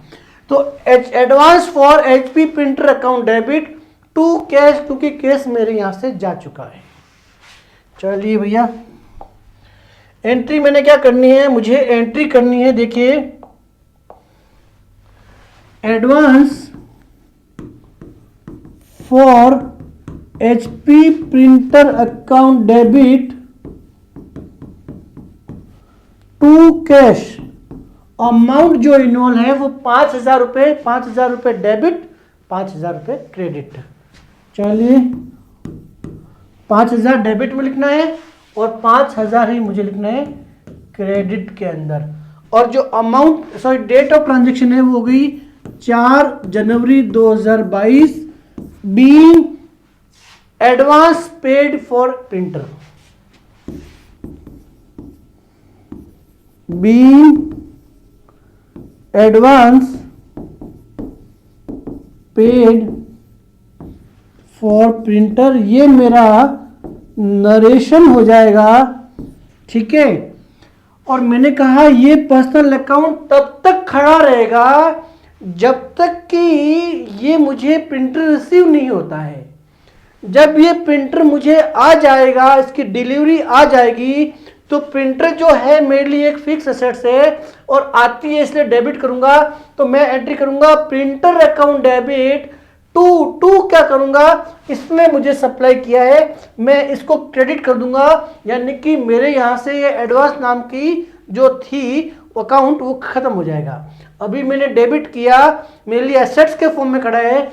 जब ये मुझे एचपी प्रिंटर की सप्लाई कर देगा, मैं इसे क्रेडिट कर दूंगा और इसका अकाउंट मेरे यहाँ पे नील हो जाएगा। ठीक है भैया, ये 4 तारीख का ट्रांजेक्शन है, नोट कर लिया हमने। आगे चलते हैं,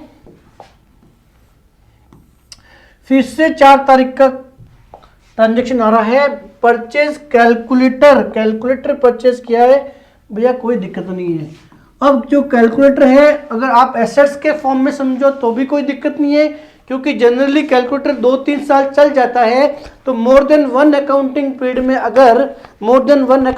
में अगर कोई एसेट्स का यूज होता है तो हम मुझे फिक्स एसेट्स मानते हैं। आपको लगता है कि 4-6 महीने में खत्म हो जाएगा, कोई बात नहीं, कैलकुलेटर को आप एक्सपेंसेस मान लीजिए, नॉमिनल अकाउंट मान लीजिए, और उसी साल वो P&L में चला जाएगा। अब आपको डिसीजन लेना है कि इस कैलकुलेटर को मैं एसेट्स मान के डेबिट करूं या खर्चा मान के करूं। मेरा सजेशन है इसको एसेट्स मान लीजिए। तो एक अकाउंट हो गया मेरा कैलकुलेटर, क्योंकि जनरली कैलकुलेटर 2-3 साल इजीली चल जाता है। दूसरा जो अकाउंट है वो मैंने, और कोई हिंट है नहीं, तो नकद से भुगतान किया होगा। ठीक है भैया, तो कैलकुलेटर हो गया मेरे लिए एसेट्स का अकाउंट, यानी कि रियल अकाउंट।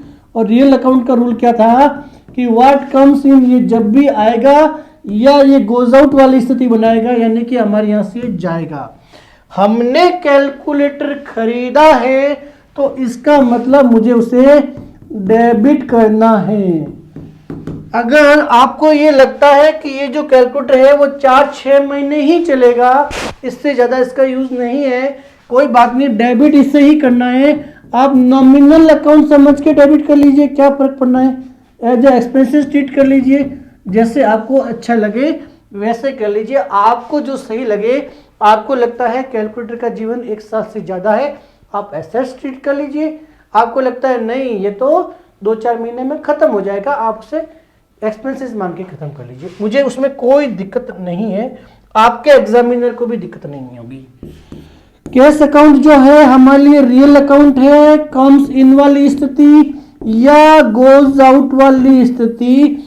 चूंकि आपने कैलकुलेटर खरीदा है और नकद में कैलकुलेटर खरीदा है, मीनिंग ये हुआ आपने भुगतान किया होगा, और अगर आपने भुगतान किया है तो आपको कैश आपके यहां से देना पड़ा होगा, तो नकद क्रेडिट हो जाएगा। एंट्री क्या हुई देखिए, एंट्री हुई calculator account debit,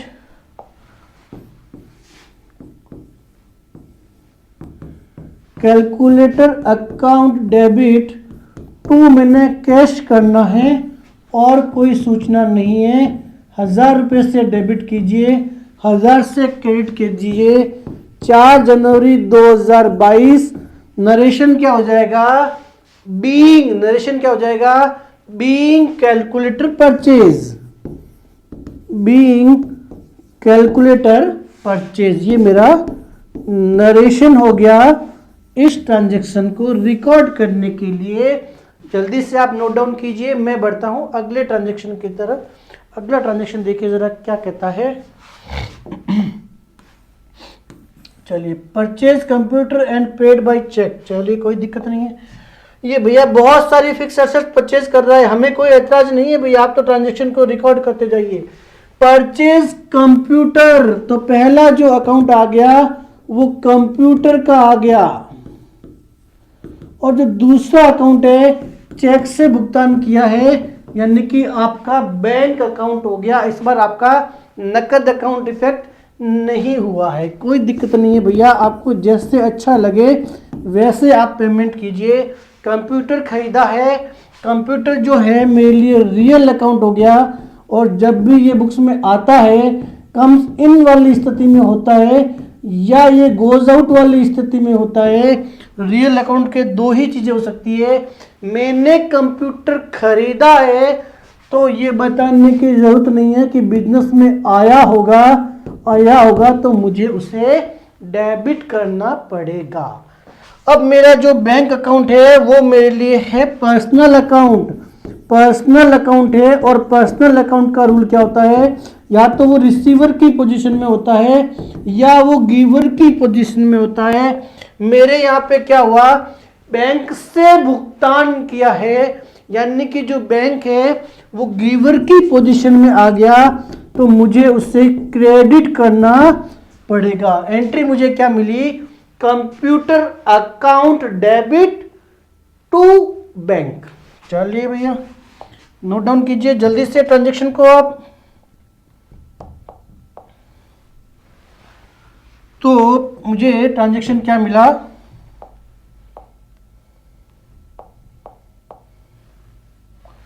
computer account debit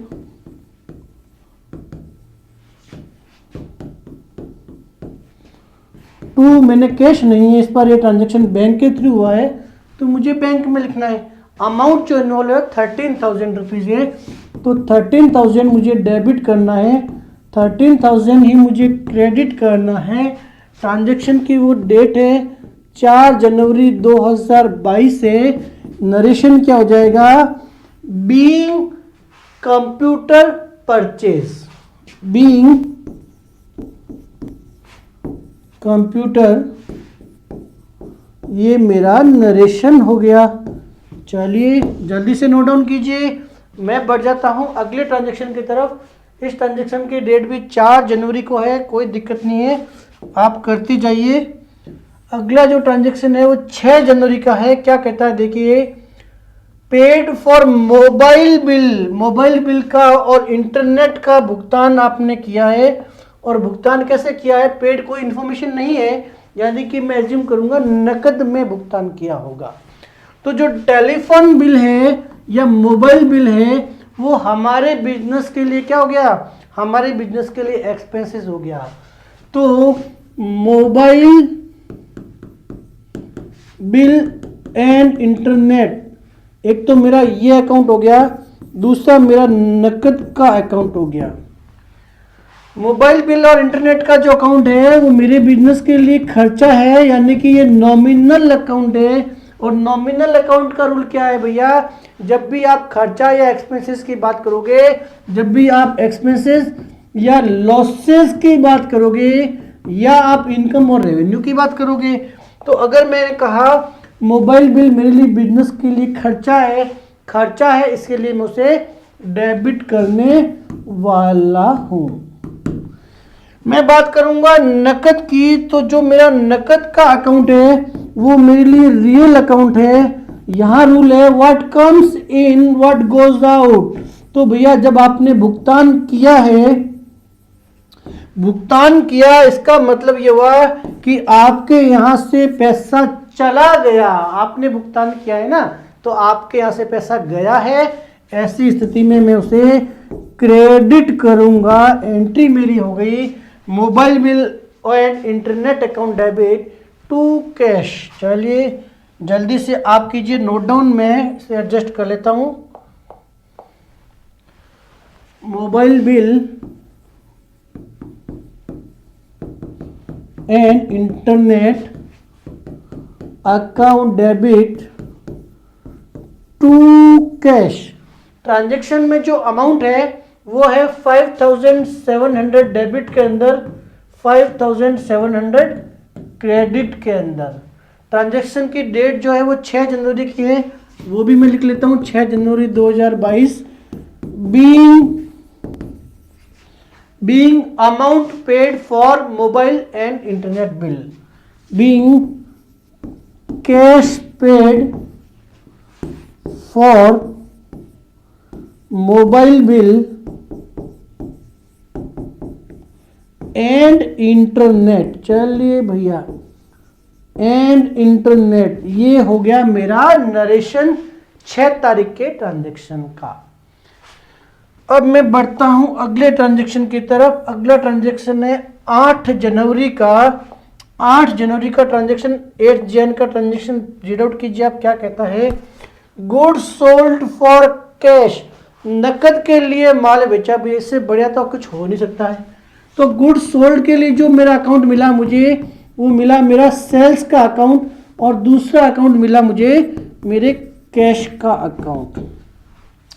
sales का जो अकाउंट है, अगर आपने माल बेचा है तो ये हमारे लिए हो गया नॉमिनल नेचर का अकाउंट। नॉमिनल नेचर का अकाउंट, नॉमिनल अकाउंट कहता है अगर आप इनकम या लॉसेस की बात करोगे, डेबिट करेंगे, इनकम या रेवेन्यू की बात करते हैं तो हम उस अकाउंट को क्रेडिट करेंगे। तो ऐसी स्थिति में हम इसे क्रेडिट करने वाले हैं, क्योंकि सेल्स हमारे लिए बिजनेस का क्या हो गया? सबसे बड़ा रेवेन्यू तो यही अकाउंट होता है। अब बात करेंगे नकद की, तो जो नकद का अकाउंट है वो हमारे लिए हो गया रियल अकाउंट। और रियल अकाउंट का रूल क्या है? व्हाट कम्स इन, या होता है गोज आउट, या जाता है। तो देखिए, जब आपने माल बेचा है नकद के लिए तो आपके पास पैसा आया होगा, और अगर मेरे पास पैसा आया, व्हाट कम्स इन मतलब हो गया डेबिट। एंट्री क्या हो गई? Cash account debit to sales. चलिए एंट्री नोट डाउन कर लूंगा।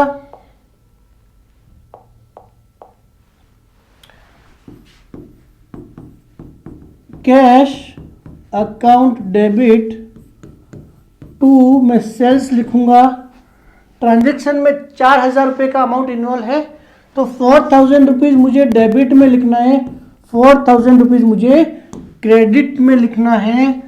8 जनवरी की बात है। चलिए 1 जनवरी 2022, बीइंग क्या हो जाएगा? Being goods sold.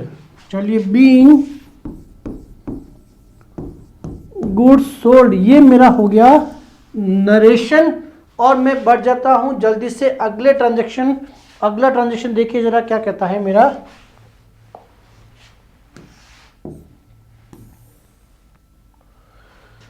Goods sold to Sharad and company, कोई इंफॉर्मेशन नहीं है, मैं उसे उधार ट्रांजैक्शन ट्रीट करूंगा। तो गुड्स सोल्ड के लिए मुझे अकाउंट मिल गया, सेल्स का अकाउंट, और किसे बेचा? Sharda and company. Sharda and company, ये 2 अकाउंट मिल गए जो कि इस ट्रांजैक्शन में है, और मुझे मेरी बुक्स में इन्हें रिकॉर्ड करना है। सेल्स की बात करूंगा, मैंने अभी अभी यही बताया था, ये एक नॉमिनल अकाउंट है। नॉमिनल अकाउंट का रूल क्या होता है? नॉमिनल अकाउंट का रूल है कि भैया खर्चों को, आपके एक्सपेंसेस या लॉसेस को तो आप डेबिट कीजिए, आपके बिजनेस के इनकम और रेवेन्यू को आप क्रेडिट कीजिए। मेरे यहाँ पे सेल्स हुई है, इसके लिए मुझे उसे क्रेडिट करना पड़ेगा। अगर मैं बात करूँ Sharda and company, Sharda and company मेरे बिजनेस के लिए पर्सनल अकाउंट हो गई। कौन सा अकाउंट हो गई? पर्सनल अकाउंट हो गई। अगर वो रिसीवर की पोजीशन में होगा मैं डेबिट करूंगा, गिवर की पोजीशन में अगर होगी तो मैं उससे क्रेडिट करूंगा। इस ट्रांजैक्शन में गुड्स सोल्ड टू, हमने माल बेचा है, किसको बेचा? शारदा एंड कंपनी को। तो शारदा एंड कंपनी ने ये माल रिसीव किया है, इसके लिए वो रिसीवर की पोजीशन में हो गई, इसके लिए मुझे उसे डेबिट करना होगा। एंट्री क्या हो गई? Sharda and company account debit to sales. चलिए एंट्री क्या होगी जल्दी से नोट डाउन कर लीजिए आप।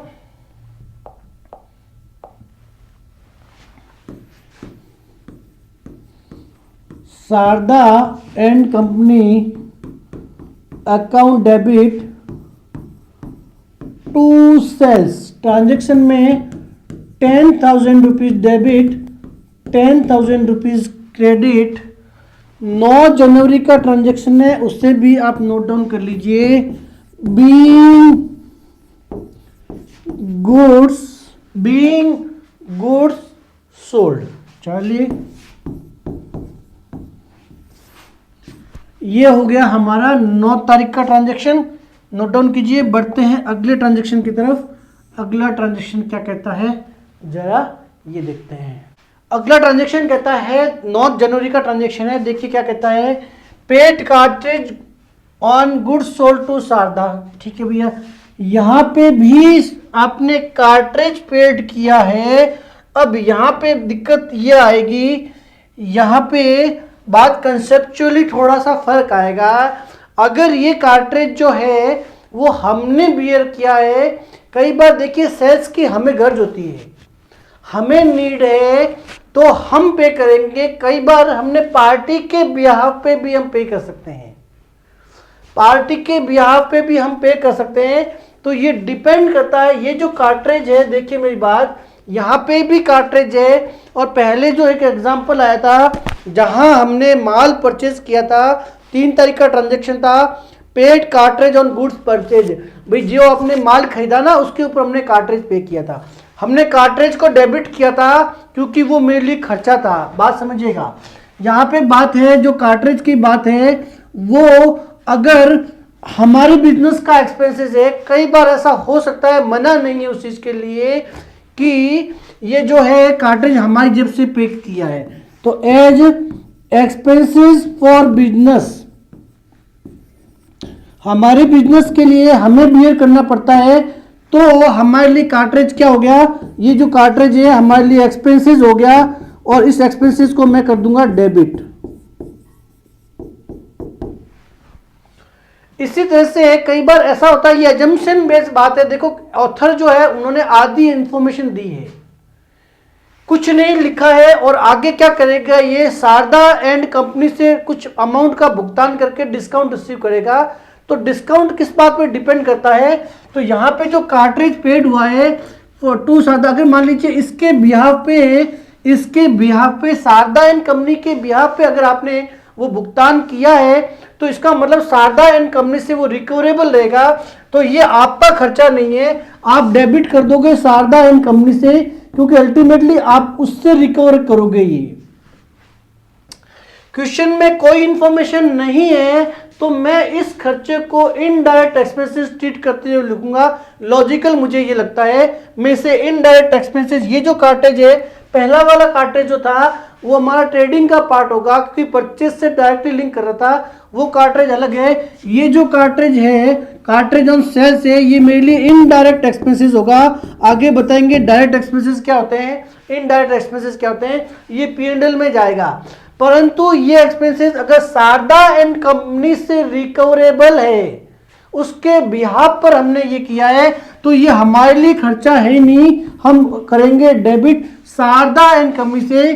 क्योंकि इस ट्रांजेक्शन की वजह से हम शारदा एंड कंपनी से 10,000 की जगह 200 रुपए और मांगने लग जाएंगे, 10,200 रुपए मांगने लग जाएंगे। यहाँ पे कोई इंफॉर्मेशन नहीं है, मैं इसे इसी तरह से ट्रीट करूंगा। आप शारदा एंड कंपनी के हिसाब से भी ट्रीट कर सकते हैं। अलग अलग जो बुक होगी वो अलग अलग तरीके से इस ट्रांजैक्शन के अंदर इस ट्रांजैक्शन को रिकॉर्ड करने के लिए बताएगा।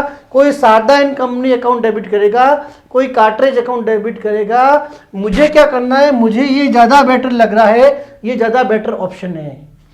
क्योंकि अगर क्वेश्चन में यहां लिखा होता कि this amount is recoverable from Sharda and company या on behalf of Sharda and company, ऐसी कोई इंफॉर्मेशन नहीं है, तो मैं इसे एज्यूम नहीं करूंगा। पर कोई बुक जबरदस्ती एज्यूम करती है, मुझे कोई दिक्कत नहीं है। मुझे दोनों से ही कंसेप्ट पता होने चाहिए। शारदा एंड कंपनी होगा तो ये होगा, और अगर मेरे लिए खर्चा है तो ये होगा, बस। ठीक है, तो ये काफी हो गया मैटर डिस्कशन करने के लिए। तो मैंने एंट्री क्या करनी है, मैंने यहां पे कार्ट्रिज ऑन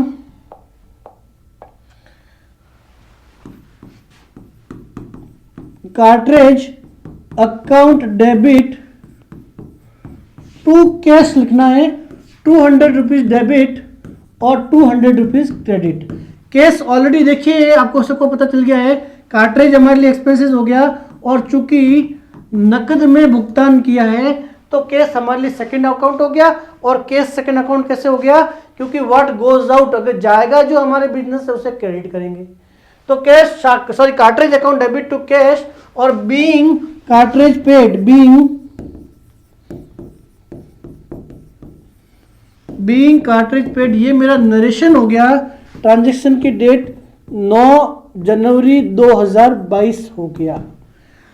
अब शारदा एंड कंपनी के बिहाफ पे अगर मैं ये पेमेंट करता तो मैं एंट्री क्या करता, Sharda and company account debit, Sharda and company account debit to cash.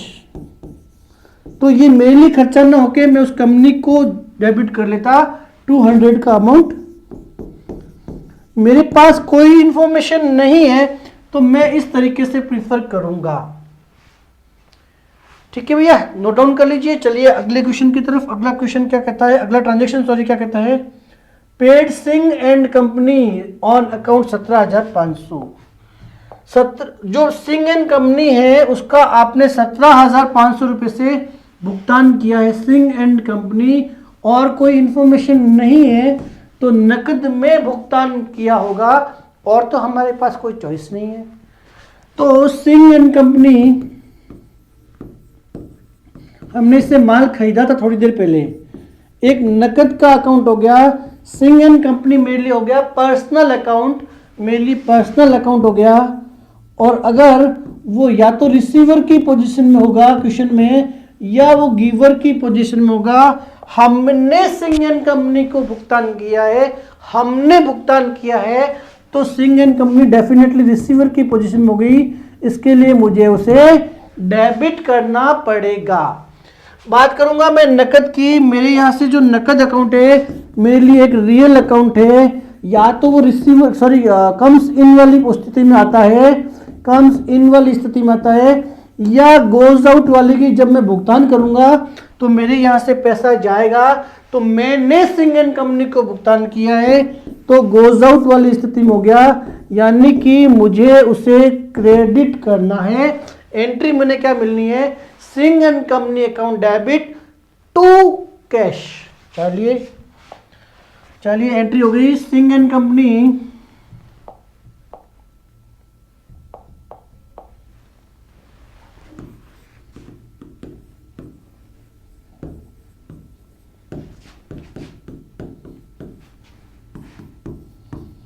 To cash 17,500 उसके अकाउंट के पेटे किए हैं, तो उसके साथ हमारा काम ऑलरेडी चल रहा है। 15 जनवरी 2022 मेरी डेट हो गई। बीइंग अमाउंट पेड, चलिए बीइंग अमाउंट पेड, ये मेरा हो गया इस ट्रांजैक्शन का नरेशन। मैं बढ़ जाता हूं अगले ट्रांजैक्शन की तरफ। अगला ट्रांजैक्शन देखिए जरा क्या कहता है, goods sold to Roy and company. ठीक है भैया, सोल्ड हुआ है, माल आपने बेचा है। गुड्स सोल्ड के लिए मेरे पास वर्ड है सेल्स अकाउंट, और दूसरा जो अकाउंट फिक्स्ड हो है Roy and company, Roy and company. तो ये मेरे लिए दूसरा अकाउंट हो गया रॉय एंड कंपनी। तो सेल्स जो है वो मेरे लिए हो गया नॉमिनल अकाउंट, ये मेरे लिए नॉमिनल अकाउंट हो गया। नॉमिनल अकाउंट कहता है एक्सपेंसेस और लॉसेस की बात करोगे डेबिट कीजिए, इनकम या रेवेन्यू की बात अगर आप करोगे तो हमें आप क्रेडिट कर दीजिए। यहाँ हमने माल बेचा है, हमने माल बेचा हुआ मतलब हमारे लिए रेवेन्यू जनरेट हो गया, तो हम डेफिनेटली इस अकाउंट को तो क्रेडिट करने वाले हैं। अब रॉय एंड जो कंपनी है वो हो गया पर्सनल अकाउंट। ये पर्सनल अकाउंट है, या तो रिसीवर की पोजीशन में होगा या वो गिवर की पोजीशन में होगा।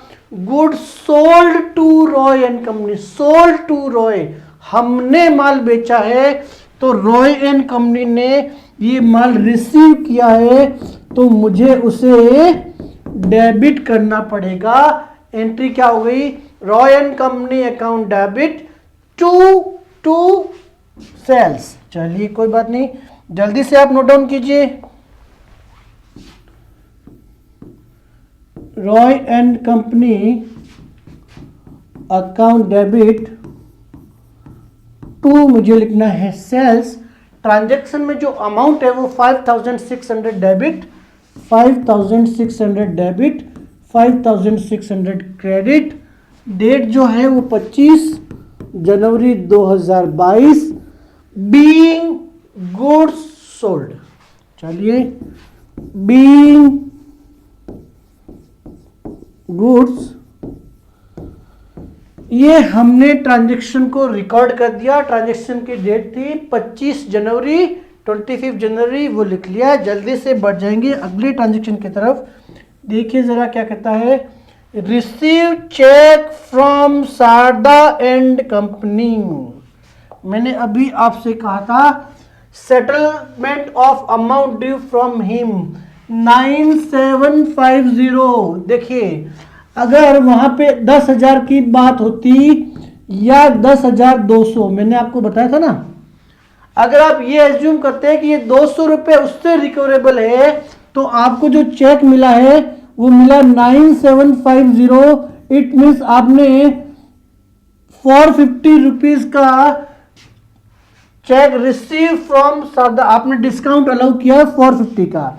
पर अगर आपने 9750 का चेक रिसीव किया और अकाउंट के अंदर, तो ये हो गया 250, ओके 250 आपने डिस्काउंट कर। डिपेंड करता है आपने पहला ट्रांजैक्शन क्या किया था, बात समझना।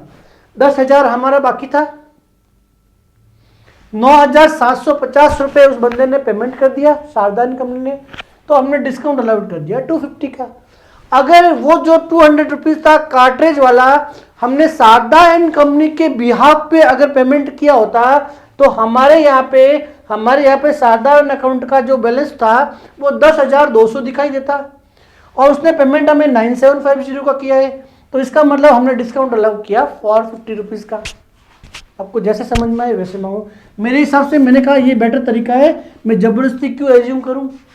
यहाँ पे भी कोई हिंट होता ना यहाँ पे कि भैया वो पेमेंट इनके बिहाफ पे पेमेंट किया है तो मैं यहाँ ट्रीट कर लेता ये वाली सिचुएशन, पर मुझे कोई हिंट ऐसा मिल नहीं रहा है तो जबरदस्ती मैं करूँगा नहीं। कोई ऑथर इस वजह से करे, गलत नहीं है, बिजनेस की प्रैक्टिस होती है, जनरली खरीदने वाला भुगतान करता है, उस प्रैक्टिस के हिसाब से करेंगे। तो इस वजह से चलिए आप दोनों ही ऑप्शन लिख लीजिए।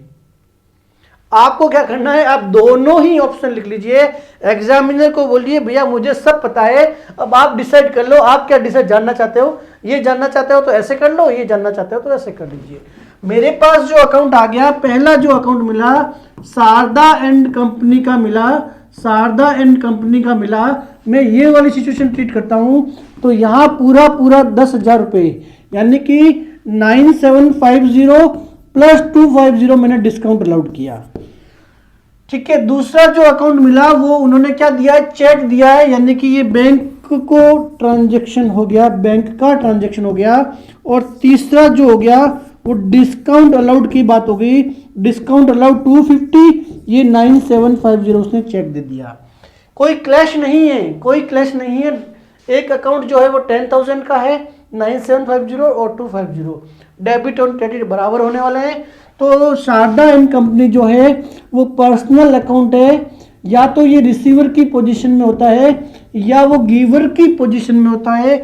हमारे प्रश्न में शारदा एंड कंपनी ने भुगतान किया है, वो गिवर की पोजीशन में हो गया, इसके लिए मैं डेबिट करने वाला हूं।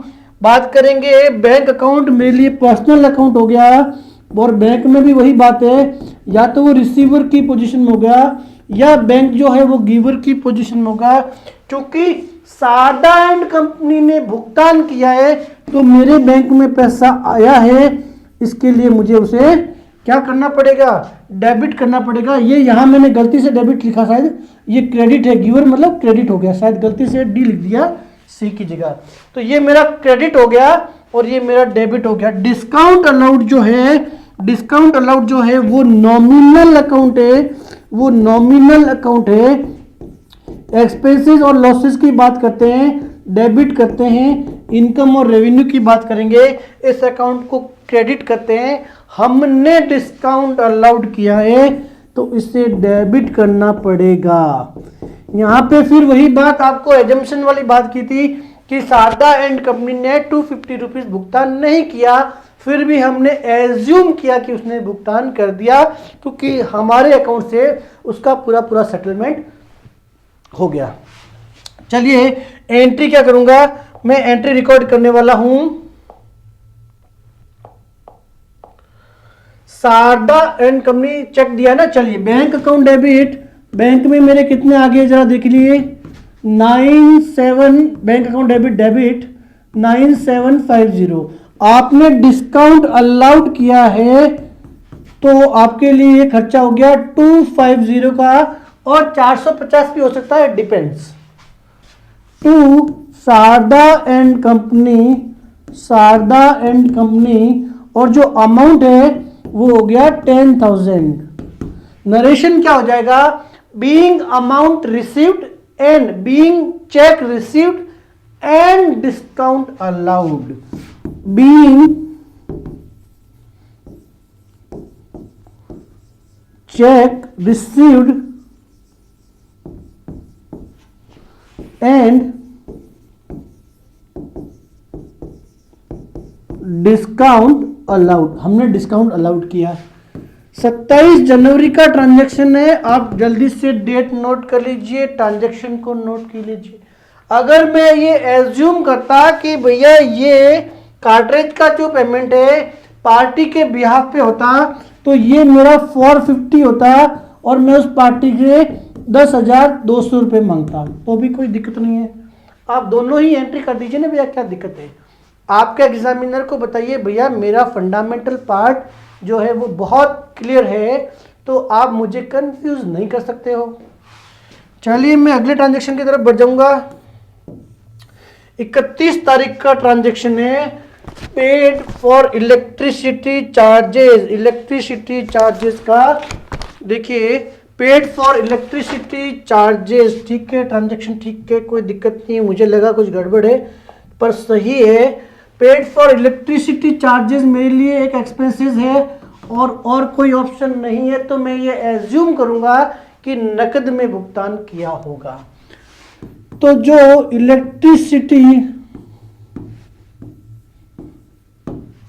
इलेक्ट्रिसिटी जो है एक अकाउंट ये हो गया, दूसरा मेरा नकद का अकाउंट हो गया। इलेक्ट्रिसिटी मेरा नॉमिनल अकाउंट है और या तो ये एक्सपेंसेस होता है या ये लॉसेस के फॉर्म में होता है, इनकम या रेवेन्यू के फॉर्म में हो सकता है। फिलहाल खर्चा है मेरे लिए, मैंने इसे डेबिट करना है। कैश का जो अकाउंट है वो मेरे लिए क्या है, वो मेरे लिए रियल अकाउंट है। व्हाट कम्स इन अगर आएगा डेबिट करेंगे, गोज आउट होगा जाएगा तो क्रेडिट करेंगे। मेरे यहाँ से मैंने लाइट के बिल का भुगतान किया है तो मेरे यहाँ से कैश गया है, इसके लिए मुझे उसे क्रेडिट करना होगा। मैंने एंट्री क्या लिखूंगा, मैं एंट्री लिखूंगा electricity bill expenses account debit. Electricity के एक्सपेंसेस, इलेक्ट्रिसिटी बिल लिख दीजिए या ओनली इलेक्ट्रिसिटी लिख दीजिए, एक ही बात है। अकाउंट डेबिट टू मैं लिखूंगा कैश। डेट जो है वो अमाउंट जो है 1000 डेबिट 1000 क्रेडिट। 31 जनवरी का ट्रांजैक्शन है, उसे भी नोट डाउन कर लूंगा। नरेशन लिख दूंगा, being electricity bill paid, being electricity bill paid. ये मेरा नरेशन हो गया। आप जल्दी से नोट डाउन कर लीजिए, मैं बढ़ जाता हूं अगले ट्रांजैक्शन की तरफ। अगला ट्रांजैक्शन देखते हैं जरा क्या कहता है, जरा सा वेट कर लेता हूं, आप जल्दी से नोट कीजिए। चलिए आगे आइए। Paid salary to staff, staff को सैलरी पेड की, भैया कोई दिक्कत नहीं, काम कराओगे तो भुगतान तो करना पड़ेगा। तो सैलरी का अकाउंट हो गया और दूसरा हो गया कैश का अकाउंट, क्योंकि भुगतान कैश में किया होगा। अमाउंट है 1500। चलिए, पहला जो अकाउंट मिला वो सैलरी का अकाउंट मिला और दूसरा जो अकाउंट मिला वो कैश का अकाउंट मिला। तो जो सैलरी का अकाउंट है वो नॉमिनल नेचर का अकाउंट है, नॉमिनल नेचर का अकाउंट है। खर्चे की बात करोगे, लॉसेस की बात करोगे, डेबिट किए जाएंगे। इनकम और रेवेन्यू की बात करोगे, क्रेडिट किए जाएंगे। तो जो सैलरी है वो बिजनेस के लिए क्या है, खर्चा है, एक्सपेंसेस है। इसके लिए इस अकाउंट को हम डेबिट करेंगे। नकद की बात अगर करते हैं तो नकद जो है वो रियल अकाउंट है, या तो व्हाट कम्स इन वाली स्थिति में होगा या गोज आउट वाली स्थिति में होगा। अब आपने सैलरी का भुगतान किया है तो आपके यहां से तो कैश गया होगा, कैश गया होगा, इसका मतलब गोज आउट हुआ, आपके यहां से बैलेंस डाउन हो गया, मुझे उसे करना पड़ेगा क्रेडिट। एंट्री क्या करूंगा भैया, मैं एंट्री करूंगा salary account debit, salary account debit, salary account debit to cash.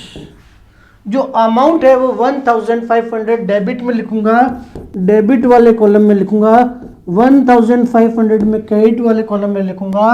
31 जनवरी का ये ट्रांजैक्शन है वो भी नोट डाउन करूंगा। नरेशन लिखूंगा being salary paid, being salary, ये मेरा हो गया नरेशन। आप जल्दी से नोट डाउन कर लीजिए, मैं बढ़ जाता हूं अगले ट्रांजैक्शन की तरफ। अगला ट्रांजैक्शन देखते हैं जरा क्या कहता है। Cash withdrawal for hospital expenses, for hospital expenses of owner. Cash तो आपने निकाला है, कैश आपने निकाला है तो कैश अकाउंट हो गया। पर ये कैश अकाउंट, कैश जो निकाला है उसका पर्पस क्या है, हॉस्पिटल एक्सपेंसेस ऑफ ऑनर। और बिजनेस ऑनर के पर्सनल पर्पस के लिए अगर आप पैसा बिजनेस से निकालते हो, मेरे पास एक ही अकाउंट है और वो क्या है, वो है ड्राइंग। वो कौन सा अकाउंट है, वो हो गया मेरा ड्राइंग अकाउंट। तो पहला तो मेरा कैश का अकाउंट मिला और दूसरा मिला मुझे ड्राइंग का अकाउंट। अगर बिजनेस ओनर अपने पर्सनल यूज के लिए कोई भी पैसा निकालता है, मेरे पास एक ही शब्द है, वो है भैया ड्राइंग। कोई दिक्कत नहीं है, पैसा निकालो पर ड्राइंग कहलाएगी। नकद जो अकाउंट है वो रियल अकाउंट है, या तो कम्स इन वाली स्थिति में होता है, या तो पैसा बिजनेस में आता है या पैसा बिजनेस से जाता है। मेरे यहाँ से भुगतान हुआ है बिजनेस ओनर के लिए, तो मेरे यहाँ पे इसे मुझे क्रेडिट करना पड़ेगा। बात करेंगे जो पर्सनल ड्राइंग अकाउंट है वो हमेशा होता है कौन सा अकाउंट, पर्सनल अकाउंट। और जो पर्सनल अकाउंट होता है या तो वो रिसीवर की पोजीशन में होता है या बिजनेस में वो गिवर की पोजीशन में होता है। यहाँ पे मेरे बिजनेस से पैसा निकला और ऑनर को भुगतान हुआ है, तो मेरे यहाँ से क्या हुआ देखिए, सॉरी, हाँ, बिजनेस पे निकला है और ऑनर को भुगतान हुआ है। तो जो ऑनर है मेरे यहाँ पे रिसीवर की पोजीशन में आ गया, वो पैसा उसने प्राप्त कर लिया या उसके बिहाफ पे हमने किसी को पेमेंट कर दिया। हमारे लिए ये माना जाएगा कि भैया हमने ऑनर को भुगतान किया है, तो मैंने इसे करना है डेबिट। तो मुझे एंट्री क्या मिली, मुझे एंट्री मिली drawing account debit, drawing account debit to cash. चलिए मैं एंट्री क्या लिखूंगा, ड्राइंग अकाउंट डेबिट